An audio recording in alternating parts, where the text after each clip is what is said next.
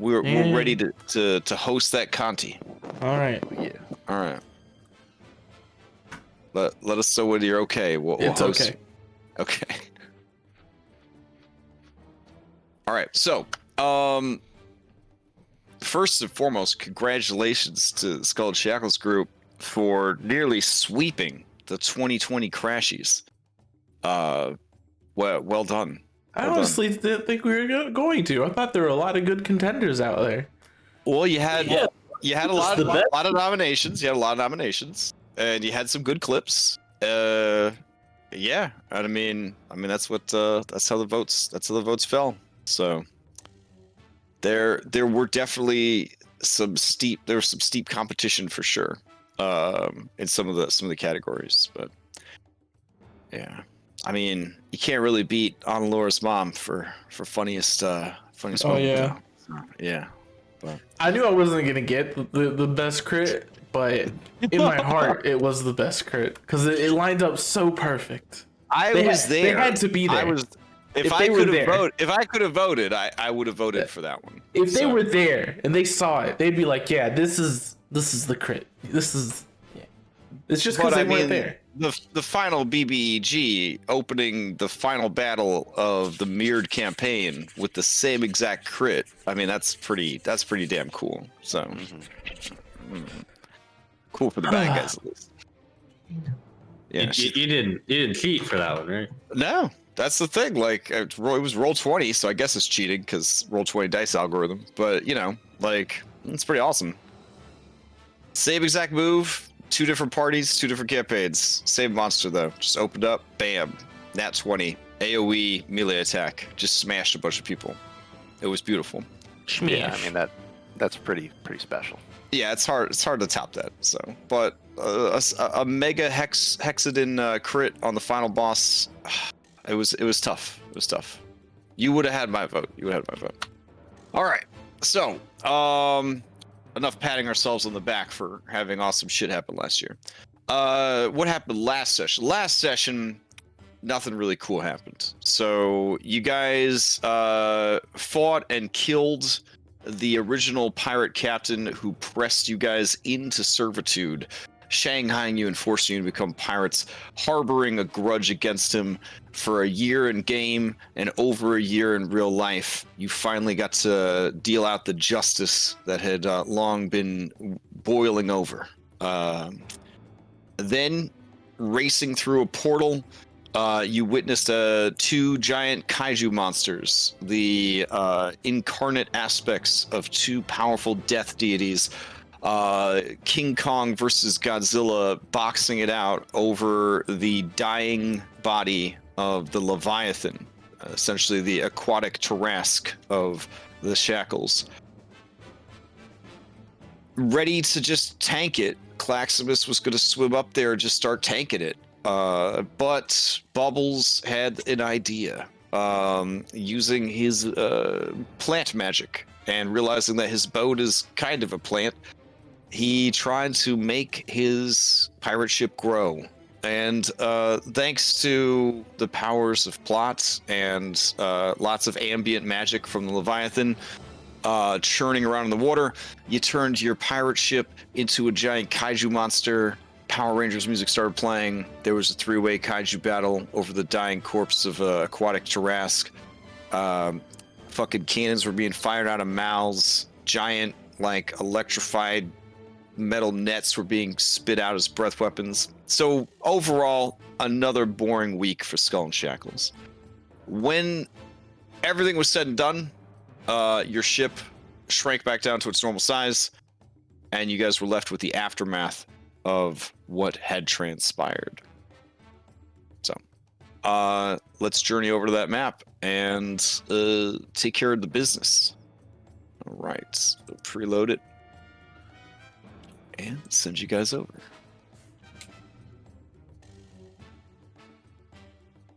This isn't World of Warcraft.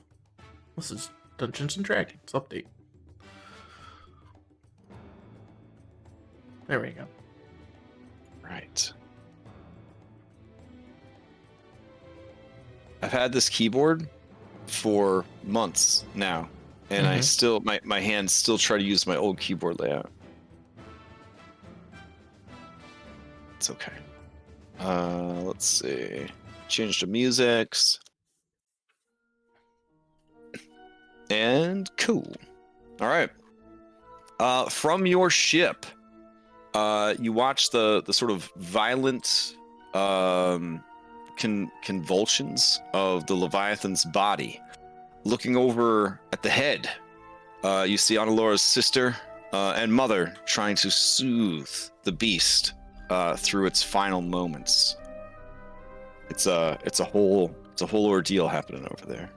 Hey, Clax, or Diodario, or both of you. Remind me what happens when this thing dies. When this thing dies, really bad stuff happens. That's not good. Yeah. Well, I mean, That's not true. why not? Isn't that Stop what spreading false rumors, Clax. false rumors? I guarantee Yeah, you that. I You're guarantee not paying you. attention to any of the plot exposition. I guarantee you, if this thing dies, bad stuff will happen. I'm pretty sure we're supposed to eat it, guys. Now, No. No? I'm are you saying bad things won't happen to your people if this thing dies? You see, Yes. It chewing will be. chewing its way out of the abdomen and womb of the creature. You see a little Leviathan.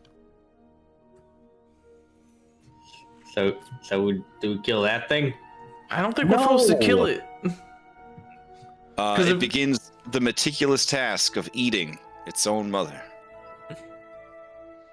A tear drops from Analora's eyes as she watches this beautiful ritual. Yeah, you done that too, Laura? It's so beautiful. I'm just saying, we could end the cycle right here, right now. I don't think so. Look at the size of that thing, and then look at the size of our boat, and then look at the size of that thing. Yeah, well, let me try using it large on the beginning. Maybe we get another No, guy. I don't think We so. can race it. We can have the boat start eating at one end, and that it can eat from the other, and then whoever eats the most wins or something. Yeah, and then we could become the Leviathan. Yeah. Where's Croup? What's the best way to cook this? Let's ask him. Croup is very excited about this idea. You see that guiltily he hides behind his back several sacks of Leviathan meat that he has been gathering up. Is that a boy, Croup? I'm gonna swim over to my mother and my sister. Okay. I'm also going to grab the Pokeball that's around my neck and okay. Just let the Magikarp swim around for a bit, just because it hasn't had exercise for a while. Oh yeah, not because you want it to eat the Leviathan bits that are floating around and become a Gyarados. No, okay, gotcha.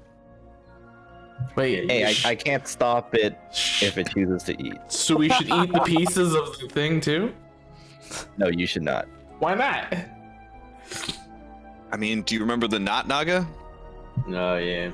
Yeah. Okay, I don't. Yeah, I remember the Not Naga. That didn't seem too bad. Yeah, You worked so hard to get handsome. You really want to throw all that away? It worked wonders for them. It was so powerful. What are you talking about? Look at the outcast lady, right? She's hot still. Yeah. She's got tentacles. Okay. I mean, if you want to try to sneak some snacks, that's completely within your right to do so. It feels like somebody's gonna stop me if I try, so I won't. You never know till you try. This is true. Right. You do see that the surviving Zagetrau and dragon turtles are on high alert, making sure that there are no other threats to the newborn Leviathan as it begins or continues its arduous task. All right. Annalora swimming over to her mother and sister. Okay. Your sister looks distracted, but also pleased to see you. Sister. And her eyes kind of close again. And you can tell that she is communing with the newborn Leviathan. You have done a everything great all right? service to our people. Thank you. I'm just gonna open, I guess, open my arms for her, see if she'll hug. Oh yeah, your mom grabs you and she just pulls you into a big Ara energy hug. Your sister, sort of distractedly, turns, sees the hug, smiles, and joins you. Yeah, we'll just hug for a bit and ignore this guy who's up here. Sure. So hot. All right. And This then, fucking yeah. seahorse keeps following you around. I don't know what's going on with this fucking seahorse. I guess I'll ask her if the baby is all right, if there's like any problems or. It seems to be healthy. It will take some time, but none will sleep or trance until the deed is done. Much of the beast was lost to those horrible monsters, but not so much to stop the rebirth.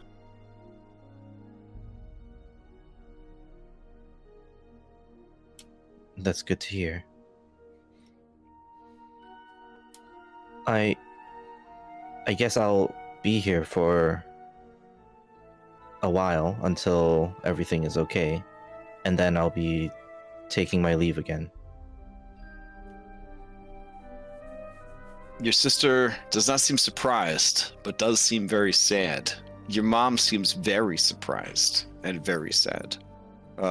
Your mom begins to blubber because, SpongeBob science underwater. She's crying. She says, no, you stay with Mama. You and all your friends live with us now. We make them all the Getra. I don't think it works that way, Mama. She kind of huffs at your presumption. And she says, I will just bless them every day so they can live here with you and me. They are pirates of the surface. There are things we must go back to. I'm afraid I can't stay much longer.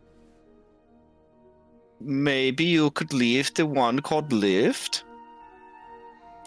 He has a destiny far greater than even ours, it seems. Your mom stares off at Lift, dreamily. Your sister just sort of shakes her head in disbelief. Can I see this? I mean, I guess. I don't know what you're up to over there, but... I don't know. I mean, if I'm far away, but she's staring at me dreamily, I'll just kind of smile and wave. Okay. Kind of point at my wrist, which I don't think means anything to anybody, but I'm like, what time? Oh, I gotcha. She understands the universal sign language for you want to be handcuffed. She nods. Mama, Yes? you said something about a red gemstone? Oh, yes. Just a moment. Where is that? And you see her begin sort of looking around. Your sister just sort of sighs, and from beneath her robes, wrap, I guess, she attached to a very delicate chain, pulls out a faintly glowing red gemstone. Oh, there it is. I gave it to Meliana.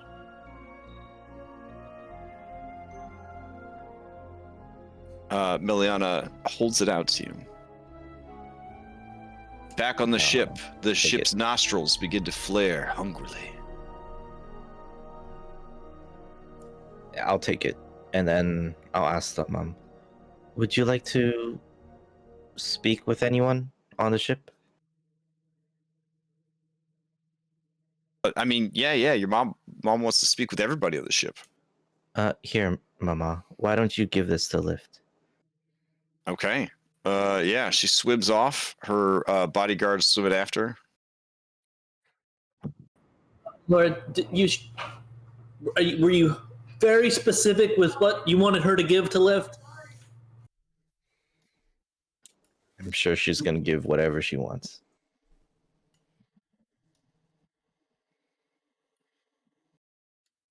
I like to imagine that Foundry has to like dip to like refill its water or like take a piss or something when it just mysteriously disappears like that.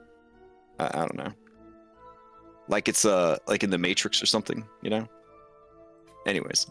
Yeah, so Lift, you see the queen of the Zagetrau swimming up. She has in her outstretched hands a beautiful red gemstone that faintly illuminates. Even from this distance, you can feel the great warmth of it. Ooh. I know what this is. I'm gonna swim up to meet her, but I can't move my token.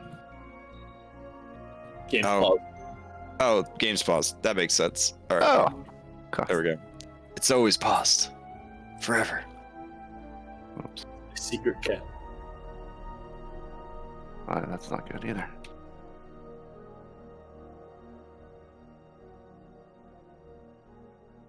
All right, so as you, it's okay. As you she'll swim to you. Seeing that you're struggling.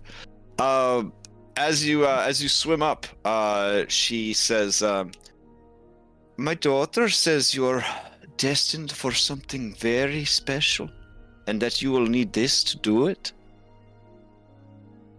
I'll open my hands to accept what she's given. Okay, yeah. She drops the red stone, which is sort of in a cage of silver wire and a long silver chain into your outstretched hands. It is warm, very warm to the touch. Awesome. Yeah, I will take that and say, wow, this is very precious, but not as precious as the time we've spent together. Oh, come here. She pulls you in for a big RR energy hug, and she says, you don't have to leave. You can just stay here with me. That's very tempting, and I've kind of got to save my race, but I'd love to come visit whenever I can get away. Yeah. You are always welcome here. From this day forward, you are a Zagetrau. And I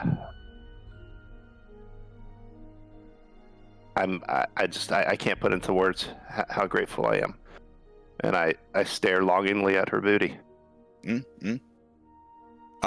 She does give you some whispered words of advice on how to woo her daughter, who needs a husband. So I thank her for that. Mm. And you now have advantage to 3 social interactions with Audelora. Oh, this is amazing. Yeah. I'm keeping these notes because I'm sure with this insider information. Perfect. Can we share this information around so we all have advantage? That's up to Lift. It's his treasure. Yeah, no, I'm keeping this right now. Okay. Yeah, sorry. And then I'll show the rest of the crew the gem, and ask them same procedure. And I'll look at the ship. The ship opens its mouth. It hungry baby.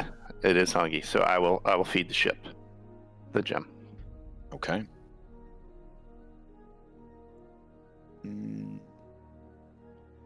All right. Oh, there we go. That's lovely. We'll paste that in the chat. All right. As you feed the redstone to the ship itself sort of shudders a bit. Its eyes begin to glow with a fiery reddish orange light.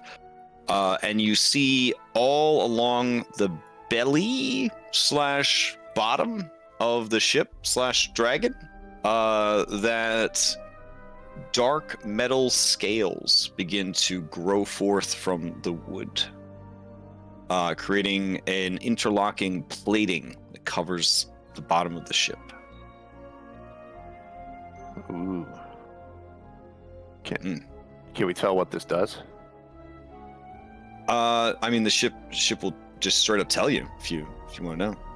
Oh yeah. Chara looks over at wherever we put the blue crystal, and then looks around at the water, and then looks at Annalora, and then she looks at the red crystal, and then she looks at the hull of the ship, and then she just sort of shrieks and then runs below decks.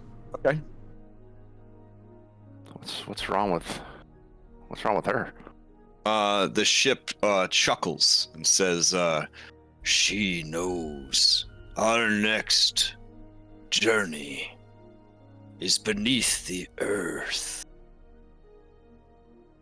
Champion, hero, we must sail the undersea." Man, we just keep going lower and lower. It is a realm of fire and magma. But there, we will find a piece of the life force. And he looks at you very meaningfully, like this is a very important thing.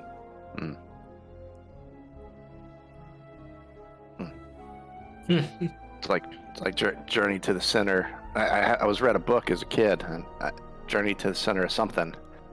I think this is it, guys.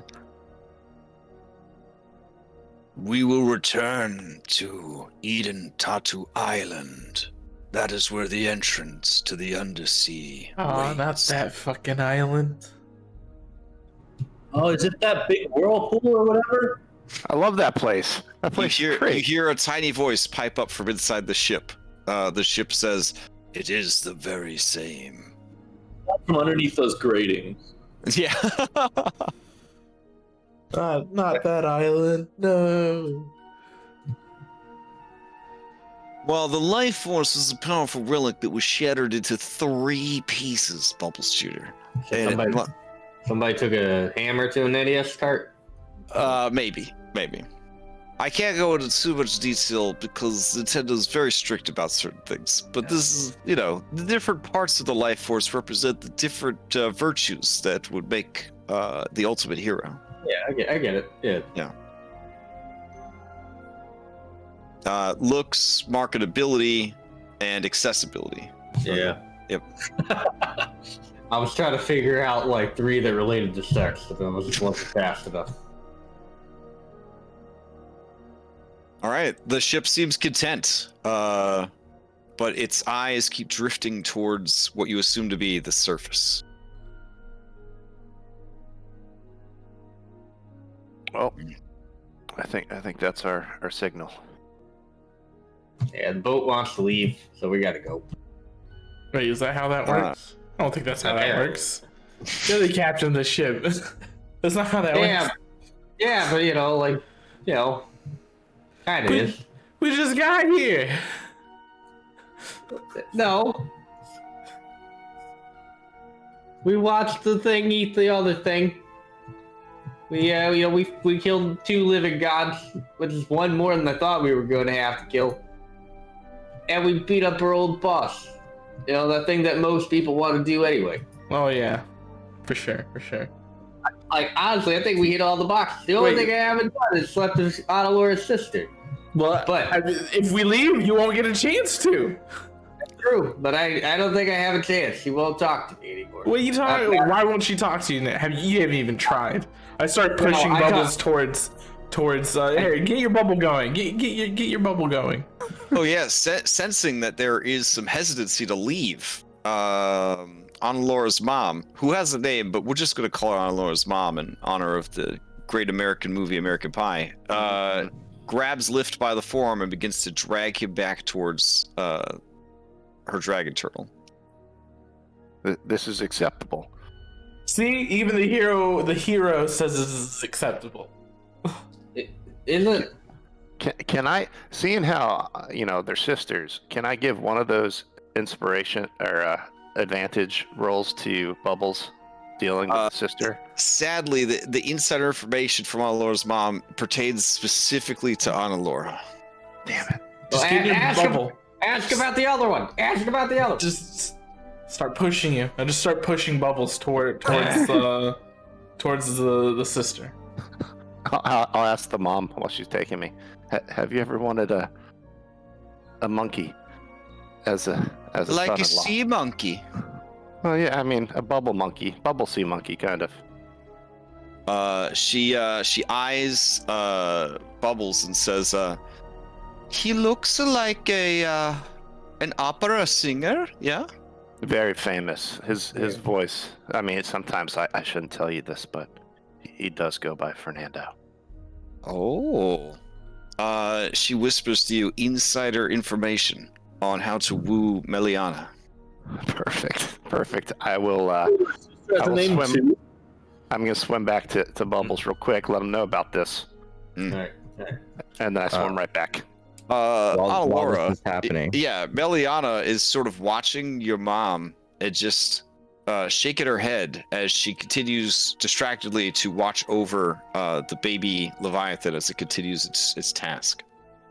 Yeah, while this is happening, I'm just talking to Meliana, and I'm going to ask her if she would like me to stay with her this night to help her watch over the Leviathan. And then maybe It comes over to investigate you guys. It's giving you some sniffs. give it a little pet on the nose.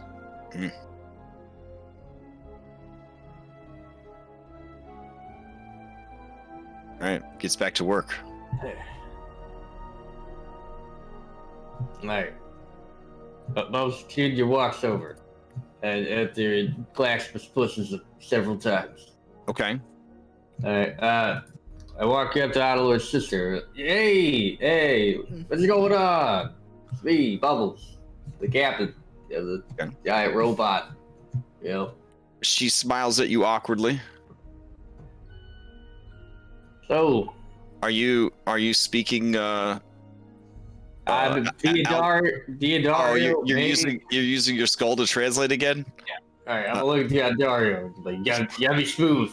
You gotta be smooth. Oh, boss, I'm gonna be the smoothest. Don't worry. I'm gonna be the smoothest. I look him in the eyes and be like, think about it. Imagine how much this would fuck Lana Laura. Oh, don't worry. I've thought about it, boss. I've thought about it. Alright. And honestly, if we squint our eye holes just right, she kind of looks like Laura. Not as much as that dragon from Dusty Desert Island, but pretty close. Look, I don't care anything. I just got that royalty body count and key count. So, Yeah, so Bubbles is saying a bunch of gibberish. The skull on Laura says, behold, Prince Bubbles Jr. of the Inner Sea, noble and chosen of the god Undini. He has traveled far for your heart and love, and sacrificed much in his mission to win your heart. When compared to the beauty of your sister is but a writhing slug, dissolving in the salt water. You are the true beauty of the sea, the ultimate pearl of both wisdom and divine beauty. oh wow. I mean, you have no idea. You have no idea what I you said. have no idea. Yeah. I wish I did. It looks beautiful. Okay. I kind of cough and be like, mention Fernando. Oh yes, and also he's a famous opera singer, sometimes known as Fernando. He's not actually. He's not ready to leave you quite yet, beautiful Meliana. If there's any way he could spend just a bit more time with you, it would mean everything to him. She looks to you, Annalora, and raises a long eyebrow. Captain, my sister kind of has to deal with the Leviathan right now. It's all right. That's what Do you're. you want to? Do you mind going back to the boat? Yeah. Look. I have full faith you can take care of a 8-ton sea monster. I'm 100%. Oh yeah, Captain. Also, I need the kazoo back. I can't have the kazoo back. Well, I'll just disenchant it then. I cast bubble on myself. I got play it. Always good to have redundancy in place. Always good to have redundancy in place. After the last betrayal, I learned my lesson. Mm-hmm. Makes sense. Hearing the impassioned words of Diodario,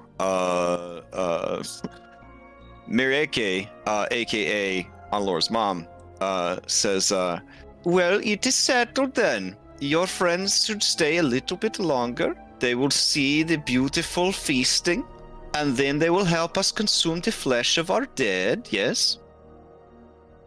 We love the flesh of your dad. I don't think you understand what she said. Diodario. Yeah, Diodario's rapid fire translating for you. She smiles warmly. See, they are very cultured. They will help us with the feast. If you have any dead, we will prepare them as well on the Laura. Mm-hmm. Okay. Your mom is watching you like she thought you'd be a little bit happier that, your dead get to be included in the feast. But, she's just trying her best here. That's okay. So back on your ship, Zegetra arrive demanding your dead. Django, because life is cruel, you are the one that they run into when they show up. Anyone know how to speak this sea elf language? Because I don't. Anyone help me with this? Are they speaking Aquan? I mean, a couple of them can switch to Aquan. Yes, Claxman, you're the first mate. You handle this, right? Okay. I walk up to them in Aquan and I greet them in crab Aquan. They explain that the queen has offered to prepare your dead for the celebration feast that you are all invited to. I asked them to be more specific because, like, how are you going to prepare them? Like, they're going to sit and be dead and then partake in eating? Like, how does that work? I mean, they're just going to, lay them out so everybody could just do like a feeding frenzy on them. Oh. Yeah. I go into looking into the charter and I was like, is there... Now, like, normally I would agree with this because this is scavenging the dead, which is always good in my book, even though, I had to kill my god. So I'm gonna have to check the charter, and then I'm gonna see, like, these crew that passed away. They're mostly the new crew, right? Yeah, they're a bunch of basic bitches. Yeah. And they just had their goal to be buried at, however they. Mm-hmm. None of them left any. I don't think any of them left any, like, notes in the pocket, like if I die, side quest or anything. No. Yeah, like, if I die, bury me here. I mean, most of them just said to bury them at sea. Well, this is a burial at sea, because if I was to bury them at sea, somebody'd be eating this flesh. All right. Good enough for me. Okay. Django, you watch the exchange. It seems, to the best of your knowledge, that Claximus has agreed to give the dead over to the Zegetra. They're getting buried at sea, guys. Well, ain't no better way to go if you're a pirate, so I don't see why not. Okay. And then I go into detail with Django. You begin to swim back with your 7 dead crew members, who Claximus makes sure to strip of any useful gear. Oh yeah. And gold. All right. Lift. It is at this point, you probably noticed this already, but it is at this point that you see Analora's mom hungrily watching as these dead are brought over with all the others. And you see that her neck gills are kind of flaring hungrily, and you remember that she does in fact have a second row of teeth inside her mouth that are very sharp. I do remember this. Yeah. Definitely. Can't forget that. Which would mean that Analora technically has a second row of teeth inside her mouth. And I'll never look at her the same way because I did not make that connection. Yeah. All right. Yeah, so you guys, who participates in this diplomatic event of consuming the dead? Well, I mean, I would. Ghost of Seglu is all about this shit. I at least inform the crew what's gonna happen to these bodies and how they shouldn't, unless they're not if they're not comfortable with eating the dead, don't do it. You know? Yeah, a lot of them are not comfortable with this. All right. Okay. Yeah, it's like I wouldn't bother. I got some like important Bullet Club business to attend to. Oh man, Yeah, we've got a book club meeting. Shivikah kind of chuckles and says, "Oh, is that what we're calling it now? Bullet Club business?" Oh, speaking of that, Miss Shivikah, tell you what, you, me, Jimmy, and Alphonse, we need to have a talk. Because you guys are a family. Alphonse didn't die in the bombing run on the sharks. Did No, I don't. He did. No, he didn't. He Like, didn't. no, Yeah. he's tough one. He may be a bit clumsy. I won't lie, but he's tough. He sure is. Yeah. I guess we should go take care of that then. I thought about it long and hard. Okay. I'm gonna follow what Analora's sister does. If she eats the dead, I'll eat. I'm not gonna eat our dead, but I'll eat their dead. Okay. None of you had any problems eating Zeglu. Yeah, this is true. We all ate Zeglu. This should be like, well in the ballpark of what we can do. I will say, Zeglu was barely a person. I'm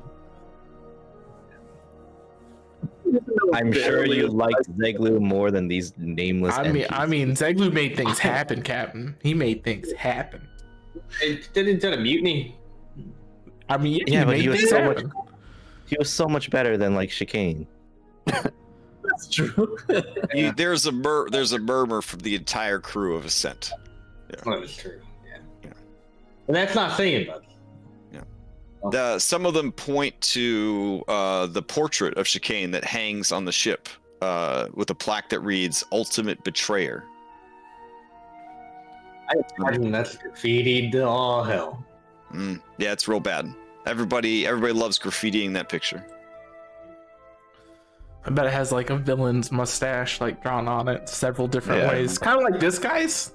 Right here. There's like a Kirine like behind him doing something very lewd, but it's hard to make out with all the layers of graffiti that have since been placed upon it. So I think Clash is right. I think it's that guy. Maybe curlier.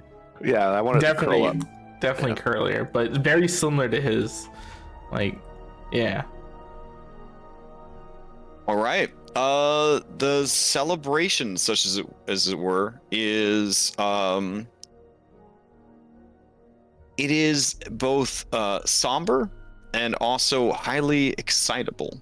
Once the amount of time has been spent to sort of honor the dead, the feeding frenzy begins. You watch as the normally reserved Zegetrau go full-on shark mode, and you can understand the many rumors and legends that the Sahaugen themselves are in fact descended from the Zegetrau, because watching them feast is terrifying. Many of them unhinge their jaws so that their second set of teeth can get full purchase on the chunks of meat. And their bellies are full at the end of the feeding frenzy. Many of them just sort of drift in the currents, cracking bones and drinking the marrow. Well, this shouldn't be new to any of us. We saw them have a feast earlier. Yeah, I know. I'm just reiterating. Wait, so the rumor is that Sahagin are the ancestors of Zagetra, or Zagetra are the No, the Sahagin are descended from the Zagetra.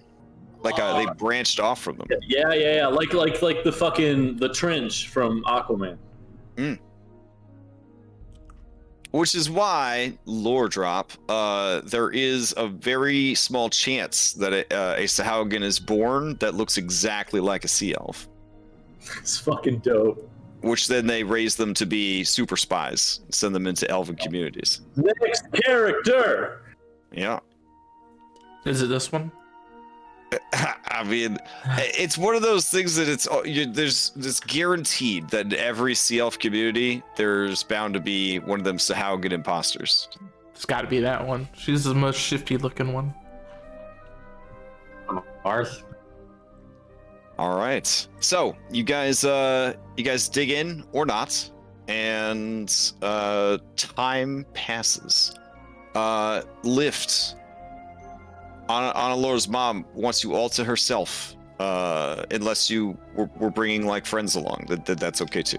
But knowing that you'll be leaving her for your manifest destiny, she wants to get all the time in that she can. Yeah, I mean, if Diodario wants to come watch over us, that's fine. Otherwise, he's got to be the wingman for the captain. I know, but we all know whose show's going to be better. No. All right, Anilora, did you have any plans on your last evening with your people? Yeah, I was gonna talk to my sister, stay with her to take care of the Leviathan. Oh, okay. Great. Yeah, and I guess show her the worthless fish and ask her like if she knows any good way to raise a fish, because I don't know how to raise a fish. She says, "This fish is very worthless.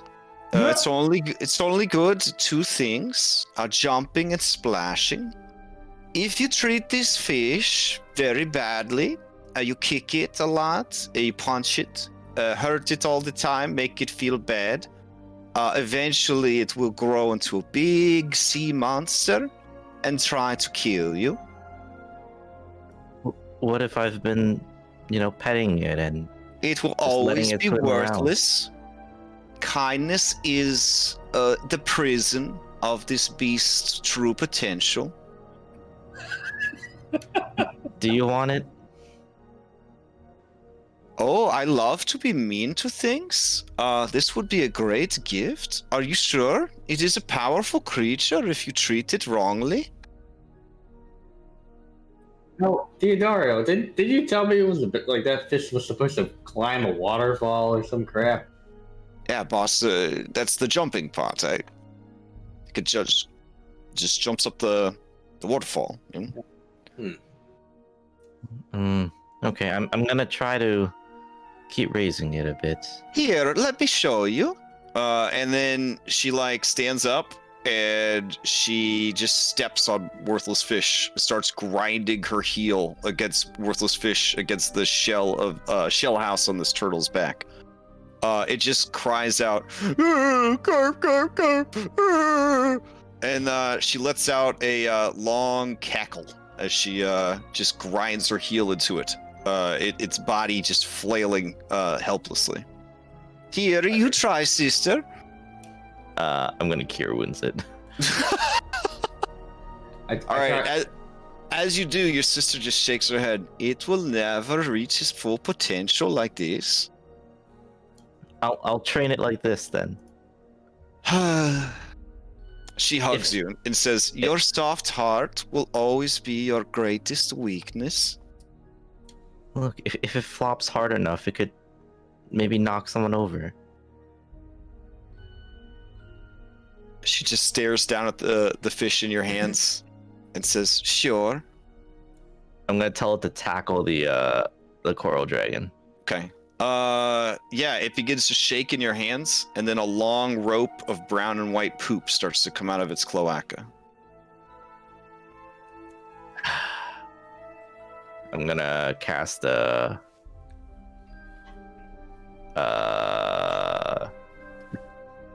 Cure Wounds. All right. Bubbles.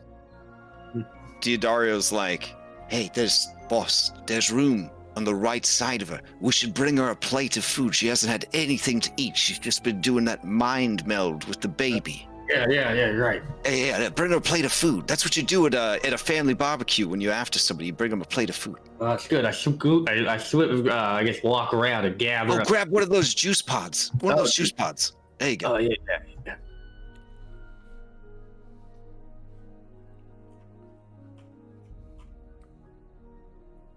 Oh, Meliana. Look at this. I'm going to show her Levy. Okay. As Levy sort of materializes, his quicksilver body sort of shimmering and undulating in the water, she seems very pleased. Oh, it looks like that one, but very small. I'm stuck under the coral dragon. Yeah, boss, hold on. Oh my god. Look, it can shoot beams too. It's gonna shoot at a random direction, which I guess is where Bubbles Jr. is. All right, make an attack roll against Bubbles Jr. If you hit, you knock his plate of food aside, and it gets carried away by the sea currents.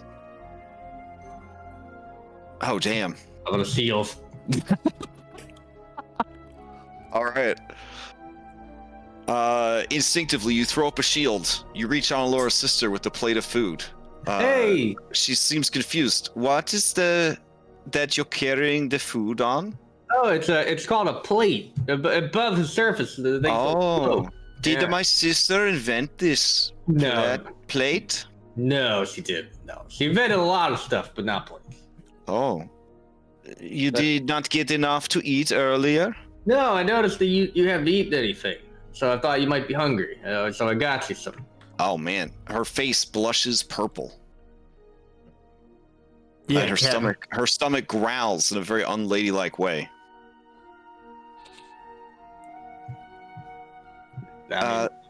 Thank you. And she takes the plates from you.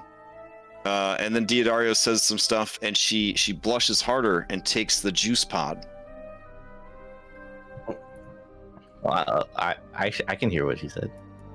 Oh yeah, Diodario said, with all that mind melding you're doing, beautiful priestess, you probably need to be rehydrated. We secured for you this juice pod. May you press it to your beautiful lips and drink it. I can't always be smooth. That's good. That's good. Yeah. She pats the shell next to her, inviting you to sit down, Bubbles Jr. It's looking bad on Alora. I have a seat.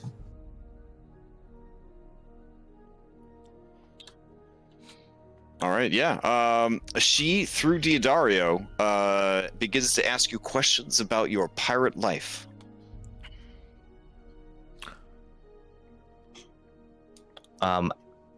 After the first question, I'm gonna say, oh, Diodario, can I speak with you for a moment?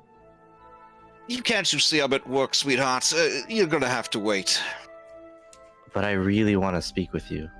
Oh, boss, this might finally be my chance. Yeah, that's fair. All right, go.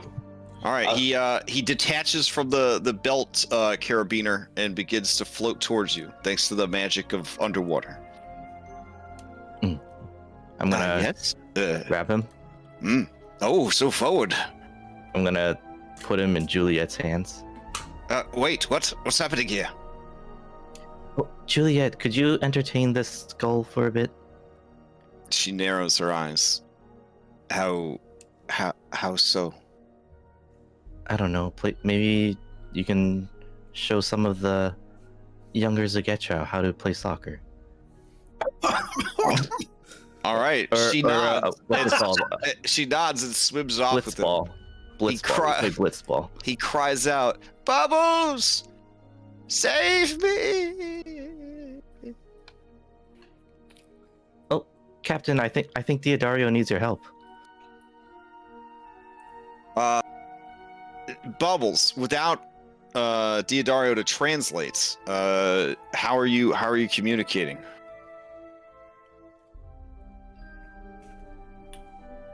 Think, Captain. Use that big monkey brain. Use the language of love. All right. I know you have something in that big brain. Look at your character sheet. Look at your character sheet for one.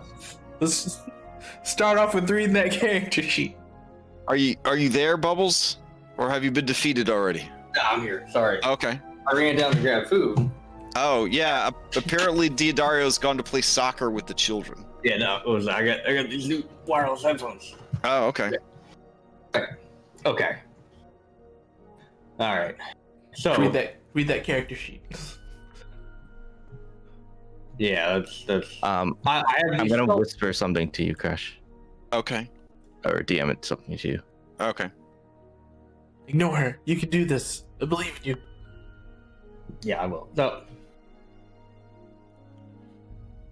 while you're figuring it out, Django, Jimmy, Shivikah, and Alphonse, what does this Bullet Club meeting entail? What is so important that we need to discuss? All right. Well, this would be the four of us, I guess, in whatever sort of bit of private quarters and big air quotes that was for me, Jimmy, and Shivikah. And I would say, Alphonse, I would like to congratulate you. You served us well during the kaiju fight, helping me with the aim on that big gun. I don't think I would have been able to do as well with it without you. Oh, wow, Django, thanks. Yeah. However, don't let this get to that big shiny metal head of yours, all right? Oh. When you think you've stopped learning, that's when you become a fucking idiot. So you keep practicing, all right? I will always practice, Django. Always. All right. Now, me, Jimmy, and Shivikah, we even during this meeting? And he takes out a gun, and he sort of just aims it at you, like not like intending to kill you, but you know. No. And it's just Jimmy goes to tackle him. The gun goes off, nearly putting a hole in your fancy hat. Just quickly duck down. Alphonse, holster that, and you head back up to like. I thought I was always supposed to practice all the time. All right, yes, you do practice, but you want to practice in place where you're not gonna fucking kill somebody. Well, the boat's very crowded. Look, head up to like the upper deck or something. All right, me, Jimmy, and Shivikah need to discuss something. All right, just. I had him down in the bilge practicing. He kept shooting holes in the side of the boat. Sounds like a terrible place to practice. I even gave him blanks. Somehow he still made fucking bullets come out of the gun. It's a neat trick. It's uncanny. Look, Alphonse, you're dismissed for now. Go practice up on the upper deck where hopefully you're not gonna kill anybody. Okay. As he picks up his gun, he leans over too far and collapses into a pile of armor. Shivikah looks at you. She looks at you with a very meaningful look, like, do you see? Do you see what I'm fucking telling you? You see what we're fucking dealing with here? That's your son. Jimmy gathers him up and puts him in a box, and then puts the box outside the door, closes the door. All right. Look. Someone left this pile of armor just laying about. Let me pick it up. So, y'all have helped him out so far. So, I'm gonna call this a success for the assignment I gave you to. For now, this will be an ongoing project for all of us, and I include myself in that. Okay, they both nod. All right, so does this mean we don't have to train him no more? I said ongoing project for all of us. All of us will be, and now that I'm back on the ship now from our little adventure, I'll be picking up some of the slack here, helping to train Alphonse. But since... What if we just make training Alphonse like the hazing ritual to join the Bullet Club? Huh. You know, that's actually a pretty good idea. You know what? Like, Because you want to join the Bullet Club, you got to get Alphonse to actually hit a target. Like, the intended target with a gun. Right. You know what, Jimmy? I'll be honest. I'm not a gun guy, but I learned a lot about guns trying to teach that goddamn pseudo armor how to shoot one. See, that's the thing when you're teaching somebody. It ain't just them learning from you, you're learning too at the same time. See how that works? I also felt like my life was in danger the whole time. That probably helped a lot too. Survival instinct will do that. I know that from personal experience. But so, because of that, and with Miss Shivikah helping me during this last outing, I'll consider this a success. So, I had these prepared for you, and I pull out, you know, those like little like bandanas that had the Bullet Club logo in them. I said I gave one of these to Mitch, if you'll remember. Hopefully, y'all will make better use of them. Hold out your right arms, please. All right, they hold out their right arms. All right, and I tie them, one on Jimmy, one on Shivikah. Say, I think I'd like to interject for a moment. I think Mitch was the ultimate projectile here. Okay, I think he made no good use out of the Bullet Club, as he was the bullet. So, just like I told Mitch, at any time you take this off, hand it to me, I will do one favor for you. No matter what it is, without question. And I say this to both of you because I trust both of you completely. Oh, wow. So I could just take this off and say, I want you to destroy the establishment of the Kroken civilization, and you'll do it? I just... Like, if I asked you to assassinate the Grand Emperor of the Kroken, you would do it?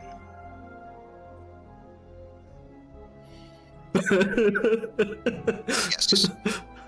Wow. All right, I know what I'm doing post-campaign. All right, now we've got that settled. Let's go find Miss Sandara. We got a wedding we got to start planning. All right. Sandara, being a stalwart Valorian, is super stuffed from Cannibal Feast. Because Valorians ain't gonna shy away from free meat. I'll tell you. They have a rough backstory.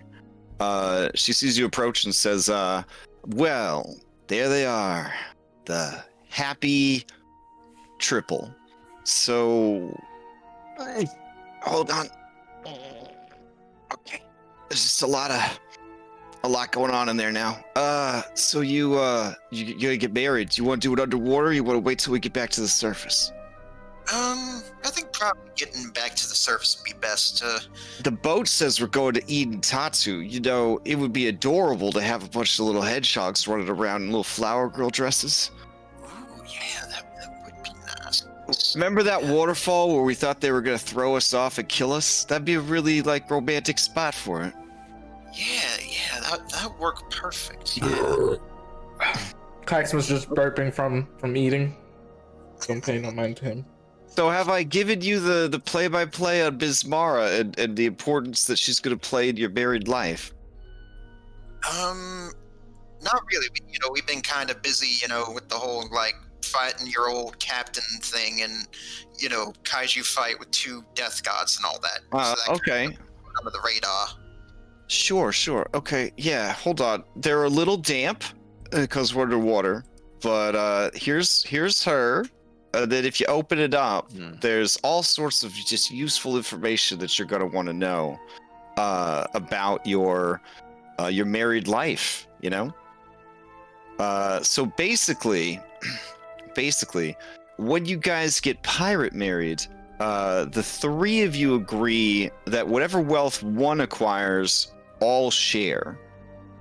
You basically become one entity as far as wealth is concerned. That also includes any sort of conquest that you make.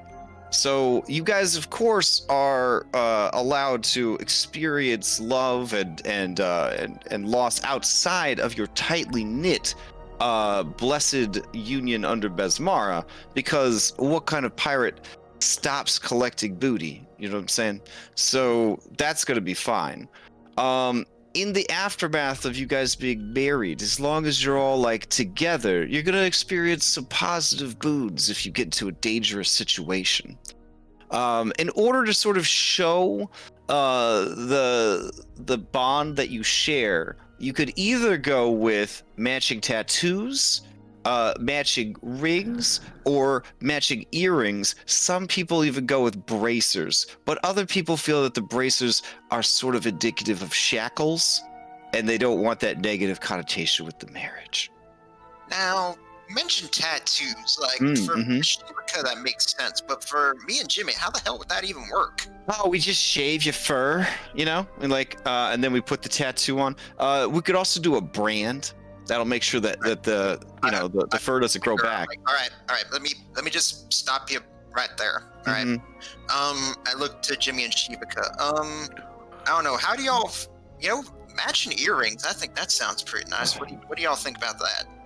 Shivikah looks at you deadpan because she doesn't have any fucking ears. All right.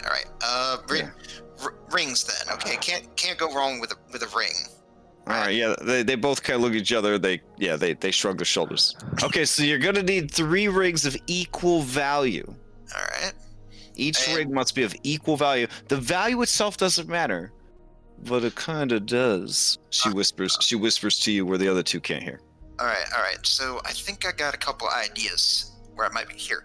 Sandara, do you know if we might? Now, Besmara prefers gemstones that are blue, green, or bluish green. So if you could incorporate those into the rings, that would definitely earn her favor. All right, I think I see a couple options here. Maybe, do you know if, I don't know if the captain or anyone else on the ship might have some secret stash that has something like that?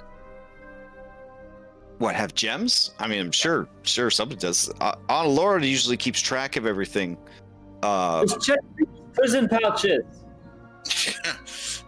I know Claximus keeps a real nice emerald up his booty hole. Yeah. I mean, you could cut that bad boy and make a lot of nice rings out of it. All right. That'll be the backup plan, but maybe... That's what he calls it. All right, maybe, though, we did that a whole big favor, killing 2 death gods for Anlore's mama. Maybe, maybe she might offer a jewel or something as, wedding present to, return the favor. Yeah, I mean, sure, she's a queen, right? She's got to have something valuable. All right, I think they're doing that whole feast thing, but I think I'll wait till she lets her guard down after that, and then maybe see if I can talk to her about that. And she says, I noticed that you guys missed the feast, so I actually brought you some. And she pulls out a big chunk of sea elf thigh, hands it to you. Jimmy kind of says, I've eaten enough people for one lifetime. Yeah, I think... The things we had to do down in the well, I don't ever want to have to do those things again by choice.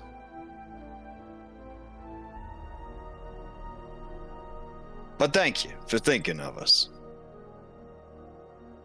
All right. She shrugs and tosses it to Croup, who greedily tucks it away for tomorrow's meal. All righty. Sounds like you've got a sub-quest, buddy. 3 rings of equal value. Good luck. Yep.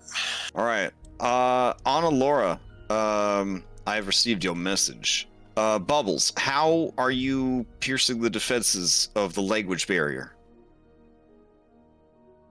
Now that your powerful artifact weapon has been stripped from you. You hear me, right? Yeah, I can hear you. Oh. I don't have any abilities that could let me speak your language, unless it does, but I don't think message does. I think it's still the language that you speak with message.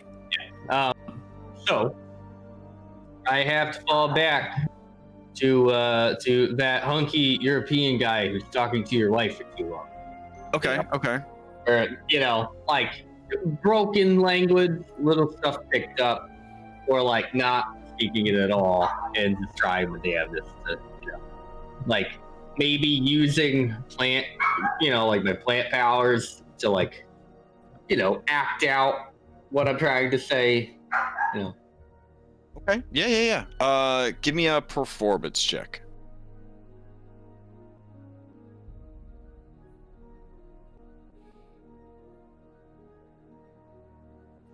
It said that I rolled it privately somehow. Oh yeah. Okay. Oh wow. All right.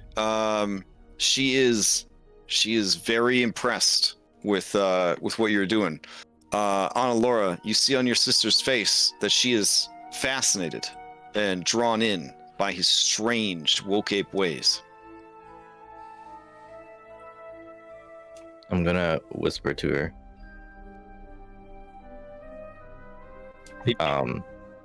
In Aquan. Okay. Don't be tricked. There's nothing there. Live by the inner sea, didn't bother to learn off. Wait, Oh my what God. do you mean there's nothing there? He seems very nice. I'm going to try to. He does this with every woman. Oh, so he has no intention of trying to marry me or have children? He has a lot of intention to have children. Oh. Whatever Anna Laura said to her, Bubbles, she went from thinking you were great to eyeing you with tremendous suspicion. So I'm gonna take my Pokeball. I'm gonna Okay. release Meryl, Oh, okay.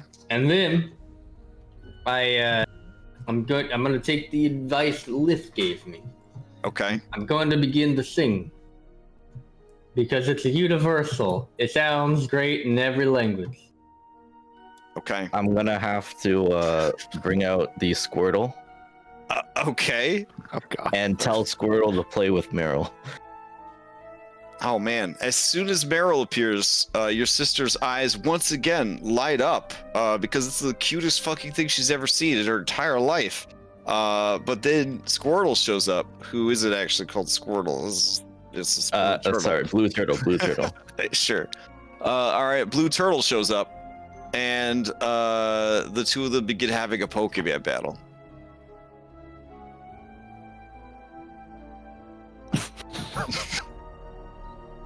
All right, Bubbles, you're trying to give your performance, but Meliana seems distracted by these two adorable Pokemons fighting. That's totally okay. Okay. Man, yeah, I feel like she's I mean, for lack of a better term, I feel like she's monkey cock blocking you there. I know. Yeah. Trying to come up with what I could do. Plaximus, do you have anything that you're taking care of here? Well, I ate food, right, with my two girls. Sure. Right? We have a prisoner that everybody seems to forgot about. So I guess I'll deal with the prisoner that we have with questioning her. Yeah.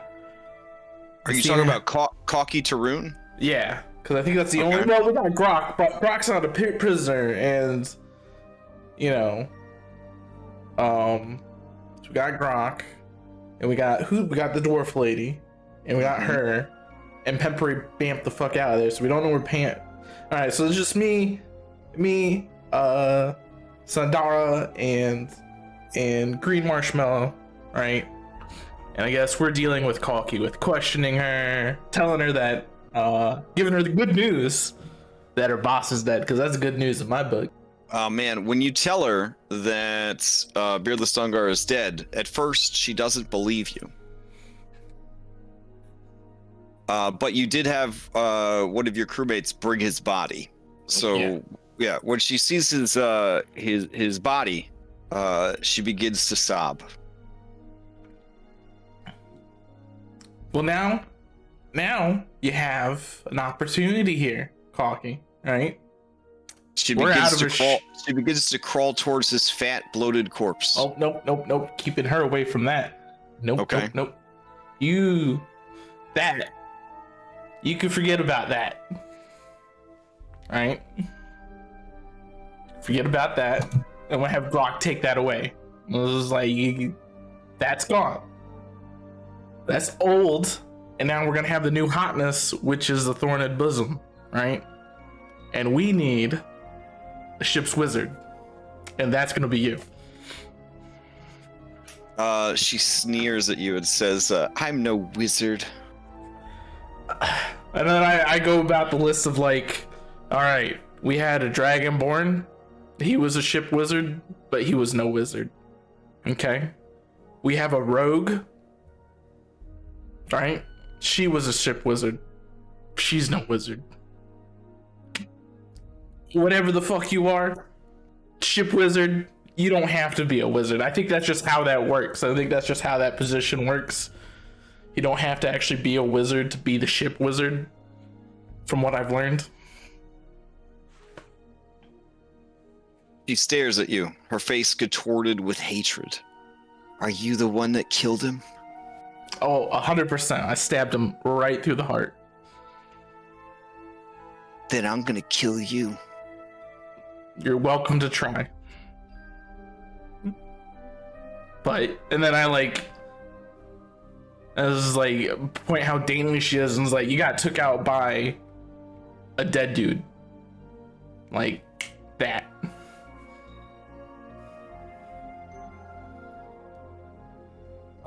She seems pretty despondent, and just sort of like sits on the floor of the ship and turns away from you. Okay. I'm gonna need to work on this. I'm not a good negotiator like the captain is. All right. Kishara, you feel the imminent return to the undersea coming. Do you have anything that you're doing this last night at the bottom of the ocean? Yeah. So I ritually cast Rary's telepathic bond between the captain and Honolulu's sister so that they can communicate without sharing the language. Oh damn! Oh my god! Thank you.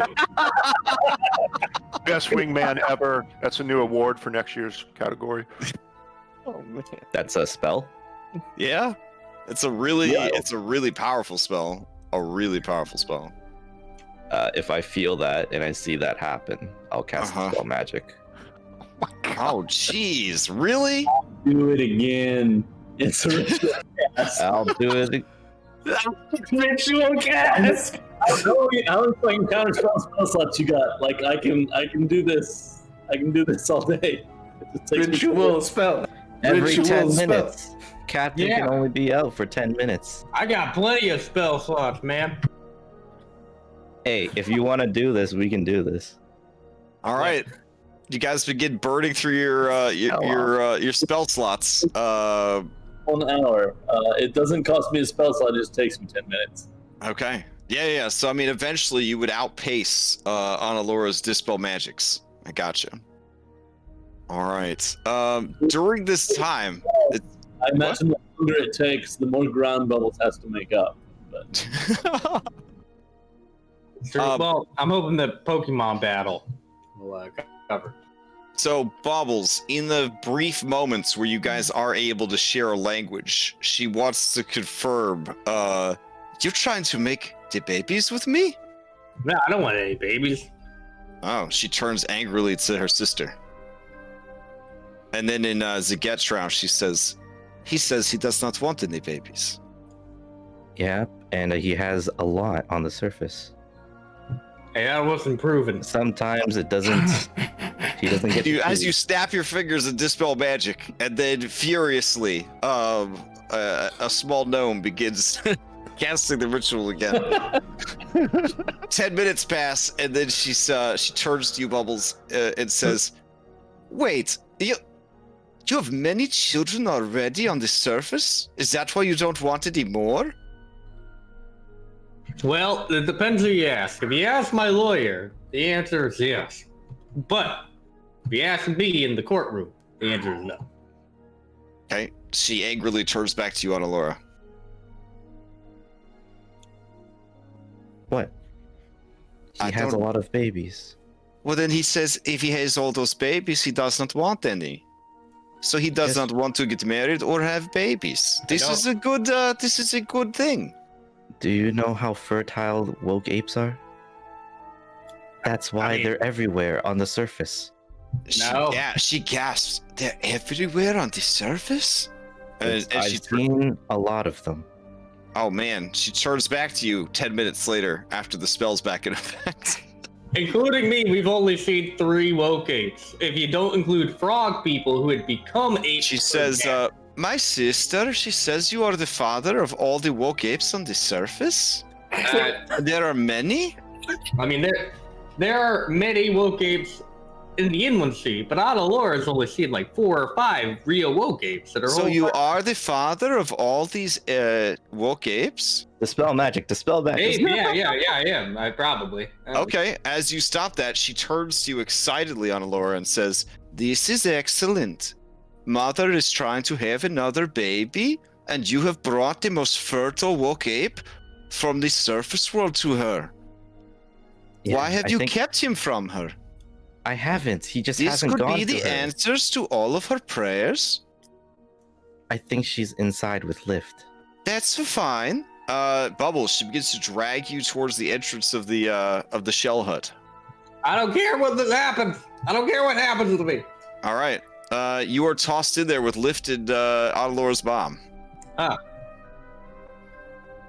Captain. And they close the door on you guys, and then Meliana high fives her sister.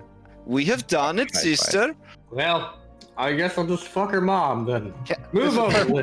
Hold on, this was perfect time. Did you bring the package I asked for? What package? Damn it! I told Pigo. I knew Pigo wouldn't tell me, but I needed my package. I had it ready on the ship. It was a sea cucumber, 2 sea sponges, and some nipple clamps. I mean, not nipple clamps. The clamps for the sails. Oh. Did you bring it? No, but I got this rock. This is terrible. This is a terrible thing. Right. So. Wait. Ooh, I got an idea. Back on top of the. What? Oh, plant growth. What is that gonna do? Cucumbers. Okay, you make the room fill with cucumber. You know, we're just gonna fade to black at that point. All right. Meliana is pleased. Thanks to everyone's efforts, her mother will finally have another baby. Because she knows that her sister is too much of a cold fish to ever tell a lie. So everything that Annalora says is the truth. The real question. I'm also going to, I guess, the father. Call Wume over, and then just have her, like, I don't know, introduce her. Okay. All right. So you spend the rest of the quote-unquote night hanging out with your sister and your apprentice, watching the baby slowly but surely devour the corpse of its mother. All right. Eventually, the deed is done. The little baby falls asleep, and the dragon turtles and sea elves move in to guard the baby against harm, and your sister must go and spend 11 years and 11 days inside the creature's mind, bonding with it.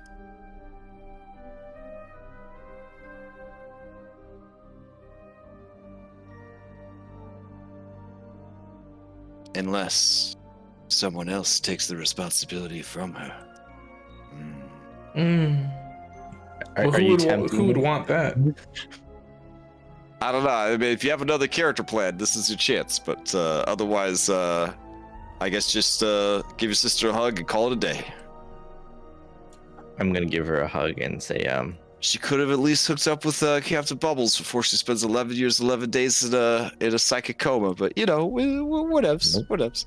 I'm just gonna tell her I'm gonna, once she's free from this duty. She I'll won't. take her from. She'd have to have kids to be free from the duty, which you denied her. Not if the captain does his job. I don't think you have to. All right. You guys ready to head back to the surface? One other thing. Oh, yeah. So I'll swim over. I say, Bluebell, can I get your help with something before we go? Oh, Miliana, this is Django. She smiles at him. And then I'll whisper to her in Aquan, pretend he's a rogue. Annalora, you know I don't speak the language. I want to, Meliana jumps in surprise as you move, Django. Putting a hand over her heart and gasping. She says in Aquan, I didn't see him there. She says she didn't see you there. Oh, good. So I guess my rogue, been practicing being a rogue. I guess it's working. Look, could you help me translate for her? I want to ask something, and it's like I don't want to risk saying something inappropriate. Mm-hmm. All right. So I take off my hat, I put it over my chest, and I say, "Ma'am, I am going to be getting married soon, and I was curious if there was anything you and your family would be interested in offering as a present."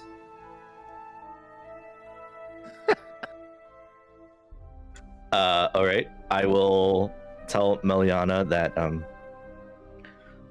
Django here is going to be married soon, and he was wondering if you had any presents for him.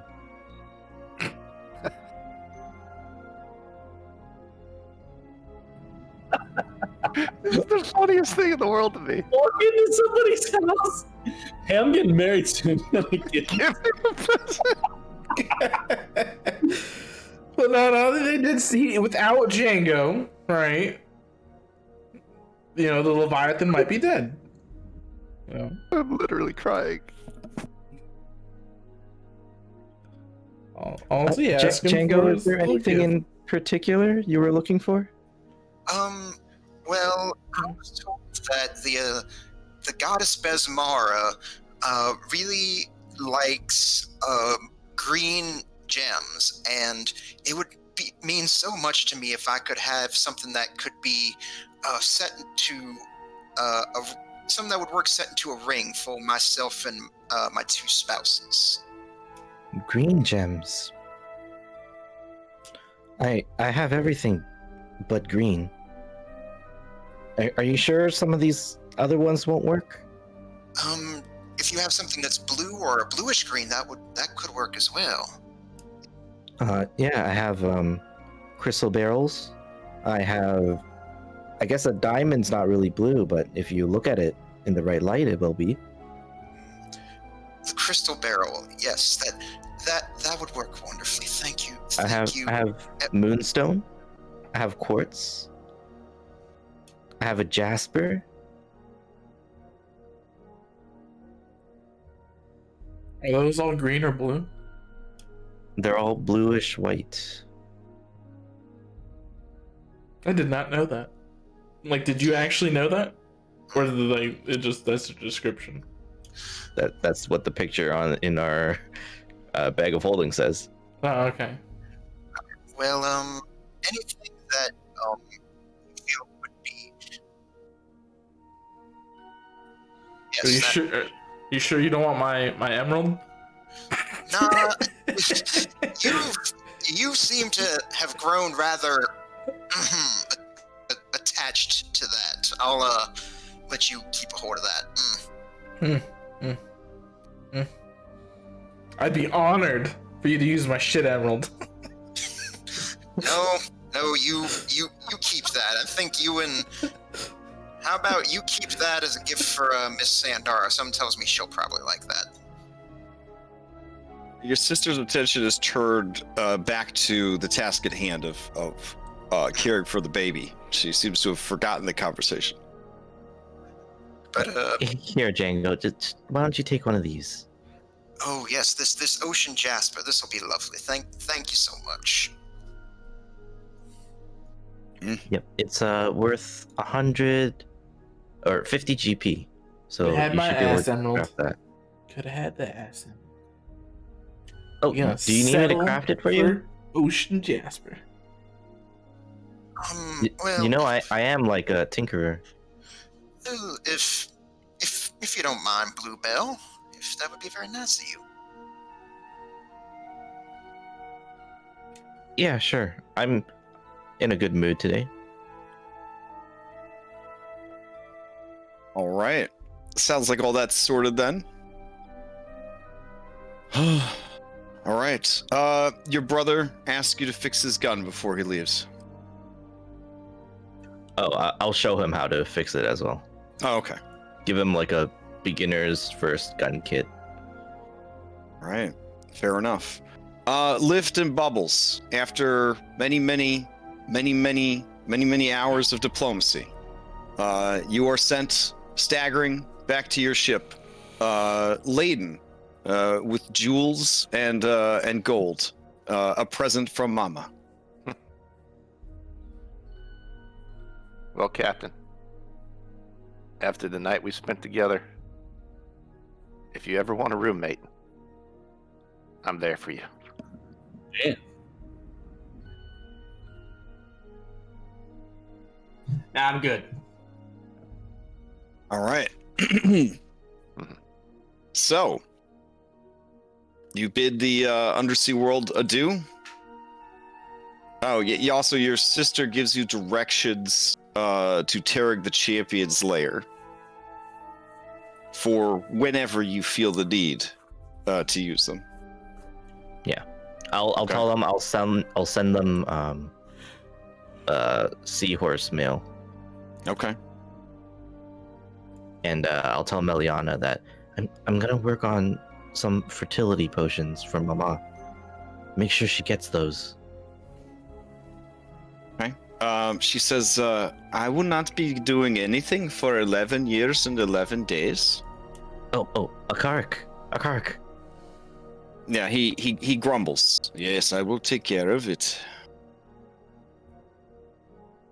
I will admit, sister, I am a bit jealous. It seems like life above the water is more exciting.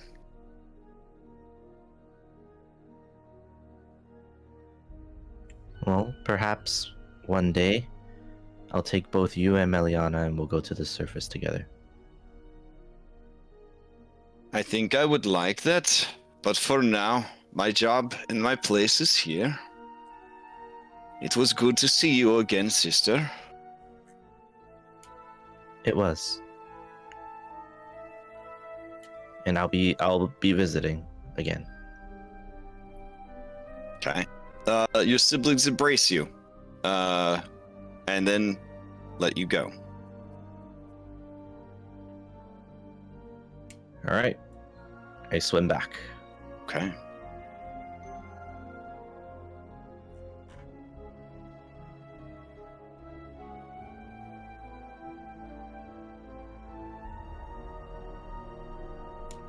As I swim back, I'll tell the captain to, you stay away from my sister, Captain. I make no promise. You can have my mom, but not my sister. No. One day, 11 years from now, if I'm not dead from pirating or old age or both, then I will come back here. Will come back.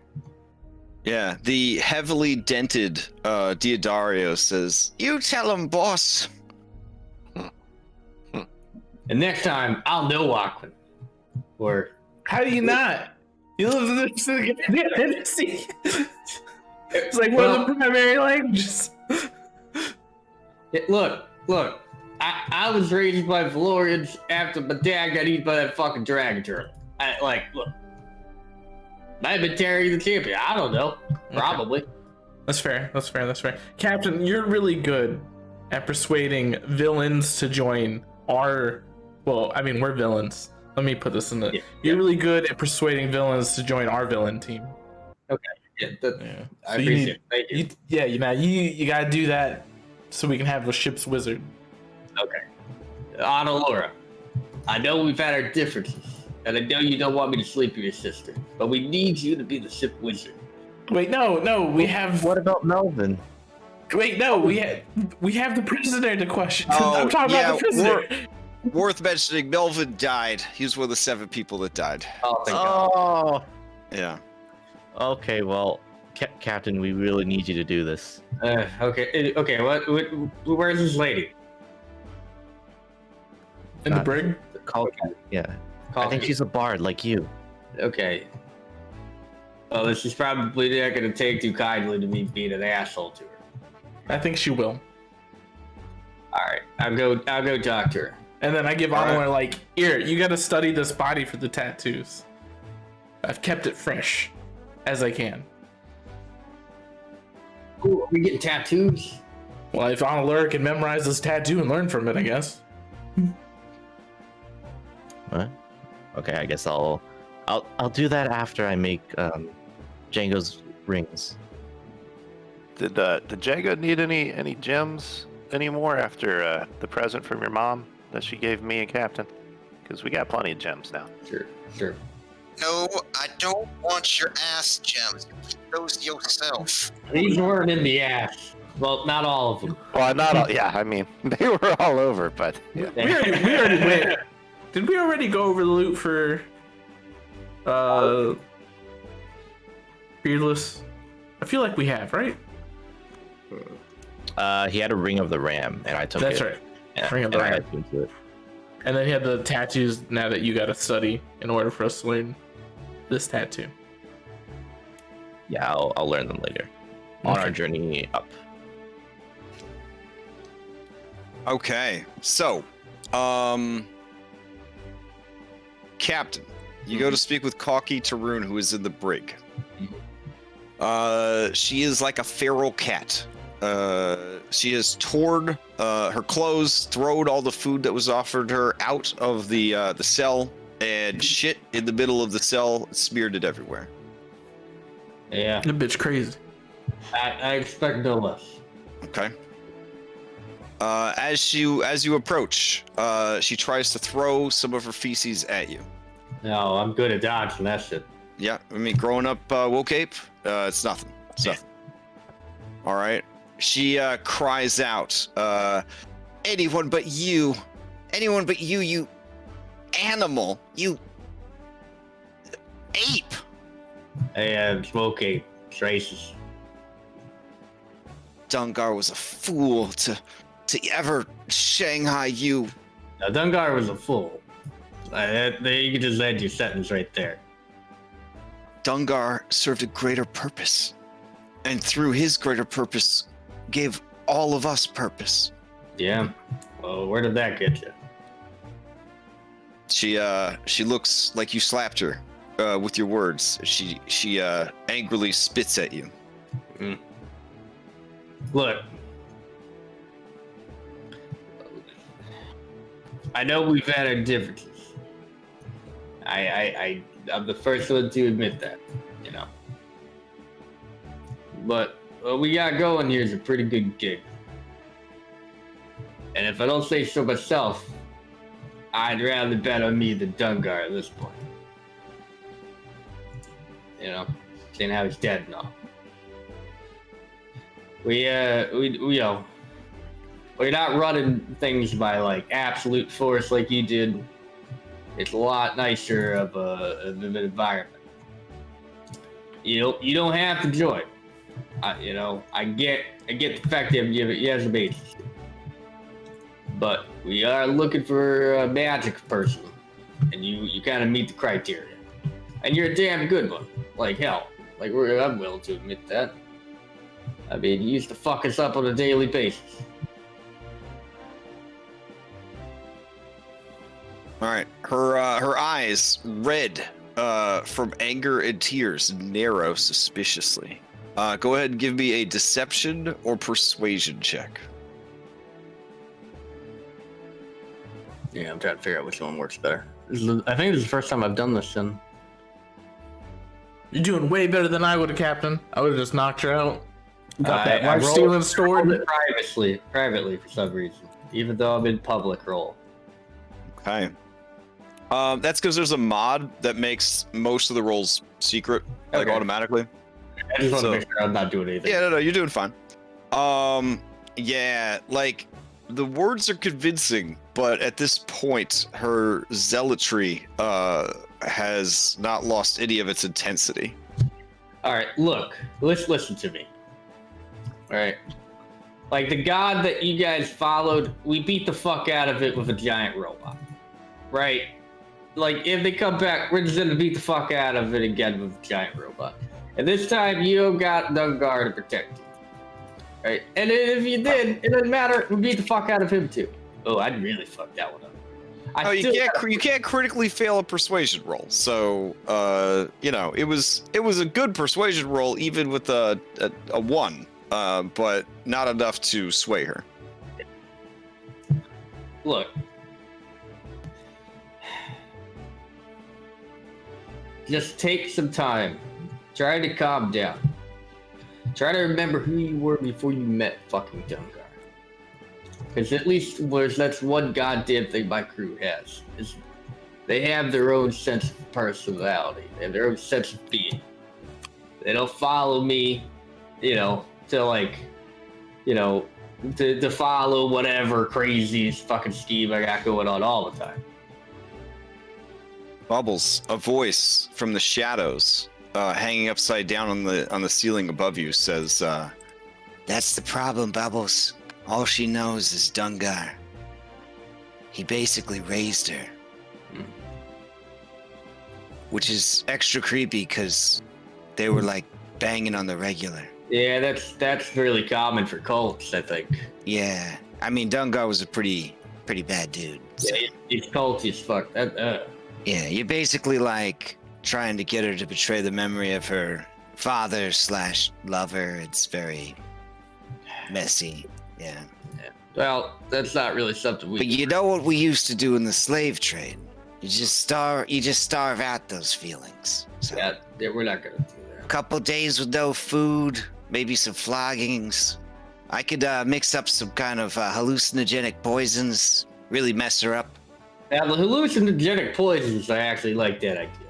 That's an eye-opening experience. We could drag her behind the ship for a couple of miles. I've only seen that happen once. It ended pretty well for them, but I'm just saying that sometimes you're very soft-handed. look, You don't want this lady to be the next Harpy Gate. she won't be. Look, I don't want you to die. Smoke bomb. Okay, she always does. She always fucking sew it up upside down. Sometimes Django shows up. It's fucking terrible. Look, I don't want you to die. I'm sure you don't want to die. But you have to understand, you're a risk. Not just to me, but to literally everybody on the ship. You know what I mean? In death, I'll be reunited with him. Yeah. And will serve Kepdar in the deeps of hell. Look, you're not. How about this? I have a pretty good friend. Yeah, it's a little fox spirit. Filled with chaos and craziness. How about I give her a call? I have her show up. Maybe she can talk to you. Maybe she can talk some sense to you. We get some other perspectives. You know what I mean? she says, Anyone you send in here, sorry, wrong voice. Anyone you send in here, and I'll kill him, or die trying. You haven't killed me or died trying yet. All right, she's gonna rush you and try to bite your face. Okay? Okay. You take it up. Yeah, I mean it's gonna be a terrible attempt, but she's still gonna try it.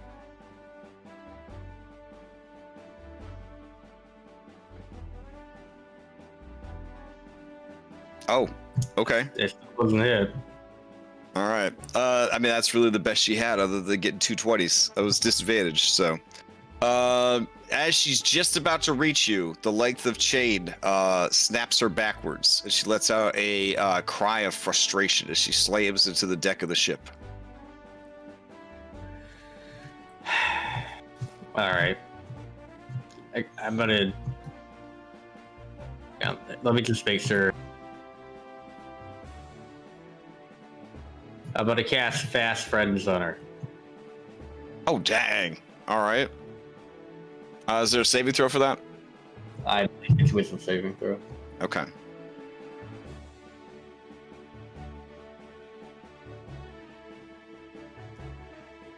I don't think that makes it. All right. Listen, So post it up. What is Fast Friends? I already did. Oh, okay. We need to make sure something gets done. You can't rely on vague promises, sworn oaths, or binding contracts. When you cast a spell, choose one humanoid within range that you can see and they can hear you and understand you. The creature must succeed a wisdom saving throw or become charmed for you by the duration. While they're charmed, it undertakes to perform any services or activities you ask of it in a friendly manner to the best of its ability. Okay. I'm going to have her listen to me. Okay. For And- 1 hour? Oh my god. All right. And I'm going to try my damnedest to just like talk her out of this crazy shit that she's into. Like I'm gonna ask about her past.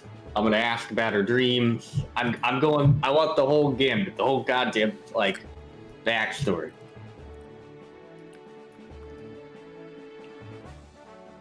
All right. I will say, go ahead and give me another persuasion or deception check at the end of that hour, with advantage this time, to see if that makes any progress. Okay. Can I just roll that now? Yeah, go for it. We're not going to wait a real hour. That's crazy. No, let's wait that. Oh, wow. Okay. I want the Yeah. version. After an hour of magical brainwashing, the spell ends, and she kind of looks at you. Her eyes narrowed in suspicion, but her demeanor no longer homicidally hostile. I'm going to take some food, and I'm going to scoot it towards her. And I'm going to say, please, eat something. I'll come back. We can talk again. All right. She doesn't take the food, but as you're walking away, you do hear her grab the food. Mm-hmm. All right. Diodario says, boss, it's so refreshing to have you have your own conversations. Have you ever considered learning any other languages at all? I thought about it, but, you know, I'm already using the attunement slot, you know. Is that a dig on me? Yeah. Am I the attunement slot You you're are. talking about? Am I such a great burden to you, boss? Look me in the eye holes and tell me what a burden I am to you. It's a blessing and a curse.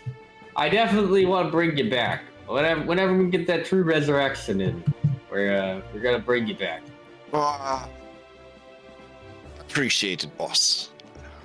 What if you found a genie and you had 3 wishes? One of them would be to bring you back, and then like I'd probably free the genie.